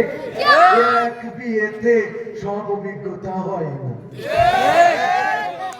ভাইয়ের আমার, এত কষ্ট করে তারপরে যে ওই বিবির সাথে মিলিত হওয়া যায়, কত জায়গায় টাকা কত পয়সা খরচ করলাম, আর খালি কয় কিছু হইলেই কয় তালাক দাও, কিছু হইলে কয় তালাক দাও, কয়টা তো তালাক হবে না, দরকার হলে আরো দুটো বিয়ে করো, কিন্তু তালাক হবে না, বিয়ে হবে। এই বিয়ের বিধান আছে না নাই? আল্লাহ যেহেতু 4টি বিয়ে করতে দিয়েছে, সুতরাং তোমার ডিস্টার্ব হইলে তালাক দেবে না, থাকো, সাথে আর একটা নিয়ে আসবো। তোমার যদি কাজে কষ্ট হয় আর একটা বউ দেখে দিচ্ছি, কাজের লোকের দরকার নাই, বউ আর একটা নিয়ে আসা হবে। মা বোনেরা পর্দার অন্তরাল থেকে বলছে বাড়ি চলে হুজুরের আজাদ শোনার দরকার নেই, দেখেন বলছে আর বাড়ি চলে হুজুরের। আজ যারা আপনারা এখানে রয়েছেন বাড়ি গেলে খবর আছে, আছে না নাই? অত দূর না যায়। নাসিরউদ্দিন হজ্জাত বললেন, বেগম সত্যি কি এই বিড়াল 1 কেজি গোশত খেয়ে ফেলেছে? বলবো হ্যাঁ। আমার কথা কি বিশ্বাস হচ্ছে না? কয় না, তুমি তোমার স্ত্রী, বিশ্বাস হবে না কেন? প্যাকেটের মধ্যে বিড়ালটা ভরে নিয়েছে, চলে এসেছে আপনাদের সমেশপুর বাজারে। এসে বাজারের ব্যবসায়ী বললো যে তোমার মিটারটা অন করো। অন করার পরে ওজন দিয়েছে, দিয়ে দেখে বিড়াল কাটাই 1 কেজি। কাটাই কয় কেজি? 1 কেজি। বাড়িতে যেয়ে বলতেছে, বেগম সত্যি কি বিড়ালে গোশত খেয়েছে?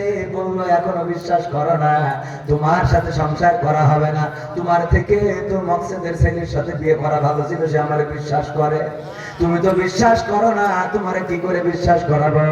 নাসিরউদ্দিন হজ্জা বলল, দেখো তোমারে বিশ্বাস করতে তো আমার কোনো আপত্তি নাই, কারণ তুমি ধর্মমন্ত্রী, তোমারে বিশ্বাস করতে আপত্তি নাই, তুমি তো আল্লাহওয়ালা ব্যক্তি। কিন্তু আমার প্রশ্ন হলো, এই বিড়ালটা সমেশপুর বাজারে যে ওজন দিলাম, কাটাই 1 কেজি হয়েছে। আমার প্রশ্ন হলো, এটা যদি সেই বিড়াল হয় তাইলে আমার গোশত কই? আর এইটা যদি সেই গোশত হয় তাইলে আমার বিড়াল কই? ঠিক আছে? এইটা যদি সেই বিড়াল হয় গোশত কই, আর এইটা যদি গোশত হয় তাইলে বিড়াল কই? আমার প্রশ্ন সেইটাই। ইতিপূর্বে স্বাধীনতার 54 বছর পার হয়ে গেল, 54 বছর ধরে হজ যাত্রা করেছে আমার দেশের হাজিরা, কেউ কোনোদিন টাকা ফেরত দেয় নাই, আবার টাকা নেয়ও। হয় লাগবে, না হয় থেকে যাবে, হয় বেঁচে যাবে, না হয় ঘাটতি পড়বে। যেহেতু নেয়ও নাই আবার দেয়ও নাই, তার যেহেতু নেই নাই আবার দেয় নাই, সুতরাং টাকা ঘাটতি পড়ে নাই, বরং বেঁচে গিয়েছে। 54 বছর ধরে কেউ ফেরত দেয় নাই। ধর্মমন্ত্রী যদি এমন হয়, তাইলে ইসলামটা কই? আর ইসলামে যদি এই টাকা নিয়ে জায়েজ হয় তাইলে ধর্মটা কই? কথা বুঝেননি? এতদিন ধর্মমন্ত্রী ছিল না, ছিল না? কিন্তু যারা ধর্মমন্ত্রী ছিল তারা আলেম ছিল না, তারা কোরআন জানতো না, মানতো না। এই জন্য টাকা যাস তাহা দিয়া বলে চালাই দিত।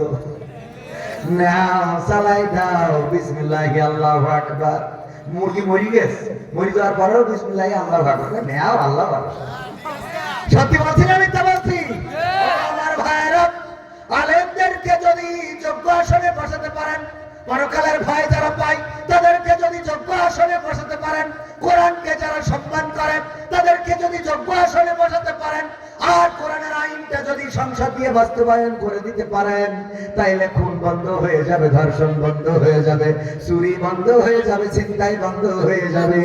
আমার যুবকদেরকে যদি কেউ ধর্ষণ করে, মাজা পর্যন্ত কেটে দিয়ে যদি পাথর মারা হয়, আর মানুষেরা যদি এটা দেখে, ইট যে মাথায় পড়লো, আবার শুভ মশনে দেখা হলো কেমন করে, কি করে আহা করে উঠলো, এইটা যদি দেখানো হয়, রিপ্লাই করে করে দেখানো হয় যে ওগো বাংলাদেশের মানুষ, যদি কেউ জেনা করো বিবাহিত, আর যদি কেউ ধর্ষণ করো হোক বিবাহিত বা অবিবাহিত, তোমাদের বাজার পর্যন্ত কেড়ে দিয়ে চারিদিক থেকে পাথর মেরে হত্যা করা হবে।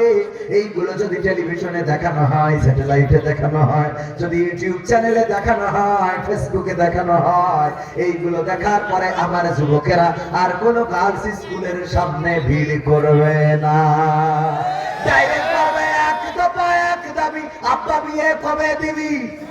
কারণ বিয়ে ছাড়া তো নিজেরা ঠিক রাখতে পারি না, আর যদি ভুল করি তাইলে মাঝে পর্যন্ত কেড়ে দিয়ে সঙ্গে সার আছে না নাই? সুতরাং কোরআনের আইন যদি কায়েম হয়ে যায়, চোর চুরি করলে হাত কাটার বিধান, আমি যদি এসে বলি বাবারা কেউ চুরি করবে না, হাতের কবজি আমার নাই, আমি যদি বাবারা কেউ চুরি করবে না, বাবা চুরি করলে হাতের কবজি থাকবে, আপনারা বলবেন হুজুর আপনার হাতের কবজি কই? আমি বলবো বাবা আমার দেশে আখ কুইশাল গ্যান্ডারি লাগাইছিল আমার বাবা, ওইটা আমি যখন মাড়াই করার জন্য আমি ঢুকাচ্ছিলাম মেশিনের মধ্যে, হঠাৎ করে হাত ঢুকে গিয়েছিল, এই হাত ঢুকে যাওয়ার কারণে হাতটা কেটে বাদ দিতে হয়েছে। আপনারা কেউ মাইন্ড করবেন না, বাড়ি যাওয়ার সময় বলবেন যে এই হুজুর আসলে যশোরের চোর ছিল। সবাই জিকির করেন লা ইলাহা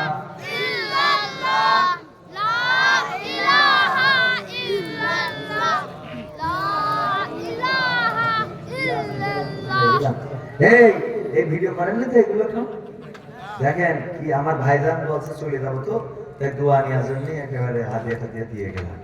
কি এই হজের মধ্যে যাই, এটা আজকেই পালাম। সিরাজগঞ্জের মানুষ ভালো না খারাপ? অনেক ভালো, আলহামদুলিল্লাহ। সময় চলে যায়, আমি সূরা ফাজরের 27, 28, 29 এবং 30 নম্বর আয়াত তেলাওয়াত করেছি। এই আয়াতের পরে একটু কথা বলতে চাই। আমার আল্লাহ রাব্বুল আলামিন বলেন, ইয়া আইয়াতুহান নাফসুল মুতমাইন্না ইরজিই ইলা রাব্বিকি রাদিয়াতাম মারদিয়া ফাদখুলি ফি ইবাদি ওয়াদখুলি জান্নাতি। আমার আল্লাহ বললেন, হে নফসে মুতমাইন্না, তথা হে প্রশান্ত আত্মা, ওগো প্রশান্ত আত্মা, তুমি ফিরে আসো কোথায়? তোমার রবের দিকে ফিরে আসো সন্তুষ্ট চিত্তে এবং সন্তোষ ভাজন হয়ে, আর দাখিল হয়ে যাও আমার বান্দাদের কাতারে, আর প্রবেশ করো জান্নাতে। বলেন সুবহানাল্লাহ। এই কথা, এই আয়াত যখন নাযিল হলো, আল্লাহর নবীর পাশে বসা ছিলেন আবু বকর রাদিয়াল্লাহু তাআলা আনহু, আল্লাহর নবীর সাহাবী, একনিষ্ঠ সাহাবী আবু বকর রাদিয়াল্লাহু তাআলা আনহু বললেন, ওগো নবী, এত চমৎকার কথা আল্লাহ কাকে বলবেন? তাফসীরে ইবনে কাসিরে এসেছে, বিশ্ব নবী সাল্লাল্লাহু আলাইহি সাল্লাম আবু বকরকে ডেকে বললেন, ওগো আবু বকর, এই কথা তোমার মৃত্যুর সময় তোমাকেই বলা হবে। সুবহানাল্লাহ বলবেন।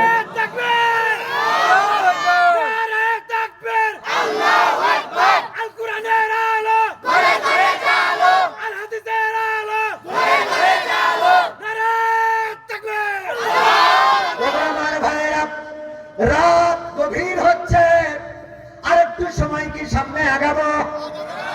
আরেকটু সময় যদি দিতে পারেন, 10-15 মিনিট কি দেয়া যায়?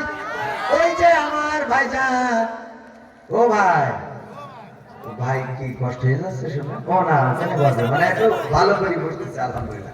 আরেকটু সময় সামান্য 10-15 মিনিট কষ্ট হবে ইনশাআল্লাহ। এখন তো কত সঙ্গীত শুনতে মন চাই। তুমি যার লাগে আইএম বিভর তার তো আমার যুবকদেরকে শোনাবো, আমার যুবকদেরকে শোনাবো, কিন্তু তা আগে আমার আলোচনা যেটা হুজুর সরসপুর ও রামতুমি বাড়ি গ্রাম আশপাশের গ্রামগুলোতে আমার জানা মতে ঘরে ঘরে প্রবাসী, এই জন্য প্রবাসীর গানটা গাওয়ার অনুরোধ রইল প্লিজ। মন্ত্রীরা সব কোথায় গেল? সব দলেরই দেখা হলো, কেমন করে চালাই দেশ এইগুলো শুনতে চায়। শোনাবো? শোনাবো ইনশাআল্লাহ। কত সঙ্গীত তো মনে পড়ে। কি হবে বেঁচে থেকে অযথা বিদ্যা শিখে যদি না গড়তে পারি শোষণবিহীন সমাজটাকে? কি হবে বেঁচে থেকে? কি হবে ছাত্র সেজে চুমু খেয়ে সনদ খানা যদি হয় বিদ্যালয়টা পরিমণিদের আড্ডাখানা? কি হবে ছাত্র সেজে চুমু খেয়ে সনদ খানা যদি হয় বিদ্যালয়টা ইয়াবাখরদের আড্ডাখানা? এর চেয়ে মরাই ভালো, দেশ ছেড়ে যাওয়াই ভালো, এর চেয়ে মরাই ভালো, দেশ ছেড়ে যাওয়াই ভালো। কি হবে ধোকা দিয়ে বিবেকটাকে? কি হবে ধোকা দিয়ে বিবেকটাকে? কি হবে বেঁচে থেকে অযথা বিদ্যা শিখে যদি না গড়তে পারি শোষণবিহীন সমাজটাকে? কি হবে বেঁচে থেকে? কি হবে যুবক নামের বোঝা হয়ে এই ধরাতে যেখানে মা বোনেরা ধর্ষিতা হয় দিনে রাতে? কি হবে যুবক নামের বোঝা হয়ে এই ধরাতে যেখানে মা বোনেরা ধর্ষিতা হয় দিনে রাতে? যৌবনের সার্থকতা ঘুষিবে সকল ব্যথা, যৌবনের সার্থকতা ঘুষিবে সকল ব্যথা। পারো যদি বলি দিতে মানুষ রূপী পশুটাকে, পারো যদি বলি দিতে মানুষ রূপী পশুটাকে? কি হবে বেঁচে থেকে অযথা বিদ্যা শিখে যদি না গড়তে পারি শোষণবিহীন সমাজটাকে? কি হবে বেঁচে থেকে? কি হবে লেখালেখি কলমবাজির ওই মহড়া সমাজের আসল চিত্র যদি না যাই তুলে ধরা? কি হবে টিভি চ্যানেল সাংবাদিকের এই ক্যামেরা সমাজের আসল চিত্র যদি না যাই ভিডিও করা? যদি ওই ঘুষের বলে কলমটা উল্টো চলে, যদি ওই হ্যালো বলে ক্যামেরা উল্টো বলে, তবে কি যাবে রক্ষা দুর্নীতিকে? তবে কি যাবে রক্ষা দুর্নীতিকে? কি হবে বেঁচে থেকে অযথা বিদ্যা শিখে যদি না গড়তে পারি শোষণবিহীন সমাজটাকে? কি হবে বেঁচে থেকে? কি হবে নামাজ রোজা ইমানদারির ভয় করে যদি ওই খোদার কোরআন বাউলরা অবমাননা করে? কি হবে নামাজ রোজা ইমানদারির ভয় করে যদি ওই খোদার কিতাব বাউলরা অবমাননা করে? মসজিদের কোণে বসে জিকির যত করো বসে, মসজিদের কোণে বসে তাসবিহ যত টানো ঠেসে, এভাবে যাই না পাওয়া আল্লাহকে। যাবে এভাবে যাই না পাওয়া আল্লাহকে। কি হবে বেঁচে থেকে অযথা বিদ্যা শিখে যদি না গড়তে পারি শোষণবিহীন সমাজটাকে? কি হবে বেঁচে থেকে? কি হবে আলেম হয়ে ইমাম সেজে মসজিদেতে পারো যদি সত্য কথা উচ্চ স্বরে না বলিতে? এমন আলেম আছে না নাই? অনেক আলেম আছে যারা সত্য কথা উচ্চ স্বরে বলে না, চাকরি হারানোর ভয়তে বলে না, বেতন বাড়াবে না এই ভয়তে বলে না, কিন্তু ওই ইমাম জানে না যে রিজিকের মালিক আল্লাহ। ঠিক না বেঠে? হক কথা বলার জন্য ফিসপা হওয়া যাবে না। আবার কোন মসজিদ আছে যেই মসজিদে ইমামের হক কথা বলা চলে। এমন অনেক মসজিদ আছে ইমাম ওয়াজ করেছে, ভাইরা আমার দয়া করে শুধু খাবেন না, শুধু খাওয়ার ছোট গুনাহ হলো মায়ের সাথে জেনা করার সমতুল্য, বলেন নাউজুবিল্লাহ। আর বড় গুনাহ হলো আল্লাহর সাথে যুদ্ধ করার শামিল। সুতরাং গো ভাইরা দয়া করে কেউ সুদ খাবেন না। এই ওয়াজ করার পরে মসজিদের সভাপতি বলছে, হুজুর আপনার দেশের বাড়ি কই? যশোরে। আমি যে সুদ খাই সিরাজগঞ্জে। আপনি ইমাম, আমি সুদ খাই, আপনি জানলেন কি করে?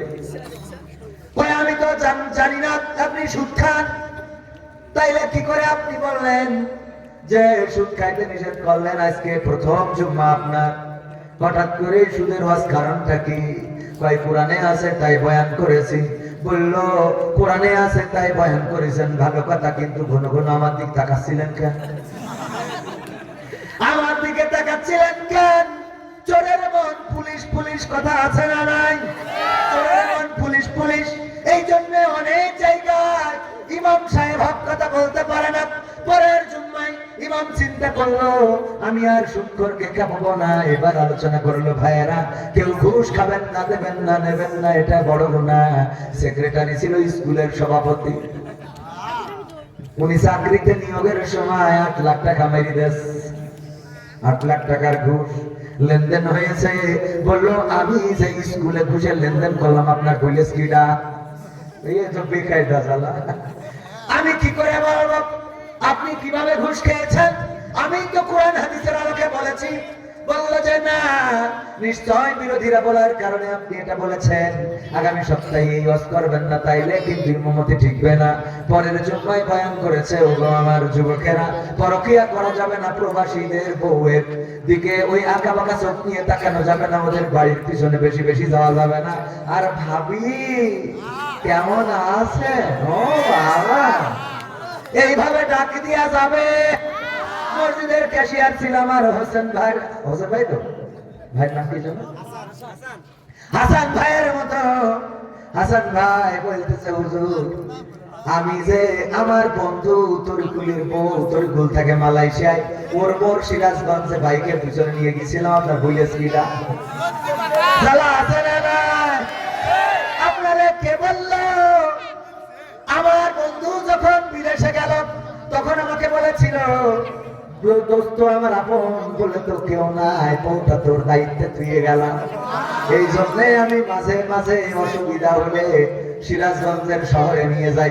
রাস্তায় কভার স্পিড ব্রেক বানিয়েছে, রাস্তায় যে বিট বানিয়েছে, ওগুলোকে আমি বানাইছি না, সরকার বানাইছে। আমার ওই বড় গাড়ি চালাই তো জোরে হঠাৎ ব্রেক করতে হয়েছে, ও ঘায়ের পরে পরিস্থিতি আপনি জানলেন কি করে? ঠিক না বেটে? হুজুর বলতেছে আমি তো বিপদে পড়ে গেলাম, যাই হোক করি সব কমিটির বিরুদ্ধে চলে যায়। বলতেছে প্রথম সপ্তাহে আপনি সভাপতিকে ডিস্টার্ব করেছেন, দ্বিতীয় সপ্তাহে সেক্রেটারি, আজ আবার আমি ক্যাশিয়ার, আমার বিরুদ্ধে বয়ান করলেন। চতুর্থ সপ্তাহ দেখবো যদি ওয়াজ ভালো না হয় তাইলে কিন্তু যেমনে আইছেন যাবেন হেমনে। যশোরের মানুষ এই বেলকুচি ছেড়ে যশোরে ব্যাক করা লাগবে। হুজুর চিন্তা করলো বাচ্চা কাচ্চা আছে, বড় আশা নিয়ে আছে, নতুন বছর, স্কুলের জামা বানাতে হবে, ড্রেস বানাতে হবে, বই কিনতে হবে, কত খরচ। এখন যদি মমতি চলে যায় যশোরে কেমন করে ফিরবো? একটা সপ্তাহ ধরে গবেষণা করে করে একটা ওয়াজ বানিয়েছে, সেই ওয়াজ পরের জুম্মায় বয়ান করতেছে। ভাইরা আমার, চোর আল্লাহর অনেক বড় একটা নিয়ামত, আল্লাহ অনেক বড় একটা নিয়ামত। লোকজন প্রথমে চিন্তা করলো চোর নিয়ামত, এটা কেমন কথা? হুজুর কি বলতেছে? হুজুর বলছে আমি বুঝাইয়া দিই, চোর যদি না থাকতো তাইলে মানুষ টাকা ব্যাংকে রাখতো না, ব্যাংক হইতো না, আর ব্যাংকে চাকরি করার জন্য হাজার হাজার মানুষ সুযোগ পাইতো না। চোর আছে বলে ব্যাংক তৈরি হয়েছে, ব্যাংকে হাজার হাজার মানুষ চাকরি করে, আর মানুষ চোরের ভয়ে ব্যাংকে যেয়ে টাকা রেখে একটা কাগজ নিয়ে বাড়ি আসে। ঠিক না ভাই? ঠিক। আর ভাই চোরের ভয়ে ওই ব্যাংকে হাজার হাজার সোনালী, রূপালী, দীপালি, ইসলামী, অন ইসলামী সব রকম ব্যাংক, এই ব্যাংকে হাজার হাজার মানুষ চাকরি করে, তাদের পরিবার পরিজনের মুখে আহার তুলে দেয়। হাজার হাজার মানুষ শুধু চাকরি করে না, ওই ব্যাংকের টাকা দিয়ে আবার দেশের উন্নয়নে কাজ হয়। ওই ব্যাংকের টাকা মানুষের লোন দেয়, গরু কেনে, ছাগল কেনে, কিনে আবার স্বাবলম্বী হয়।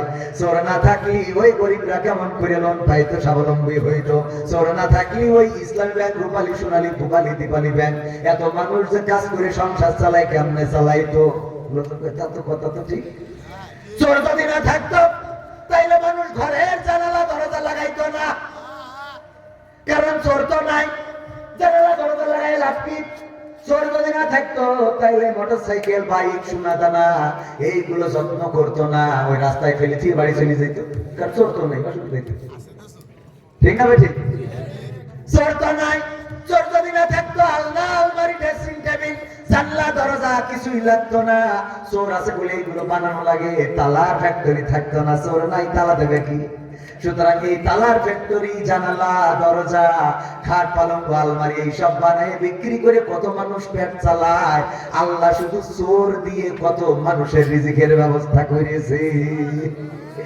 বলতে ভাইরা আমার, আসেন দোয়া করি আল্লাহ যেন বাংলাদেশের ঘরে ঘরে একটা করে চোর দান করে, বলে না আমিন। এই আমিন বলে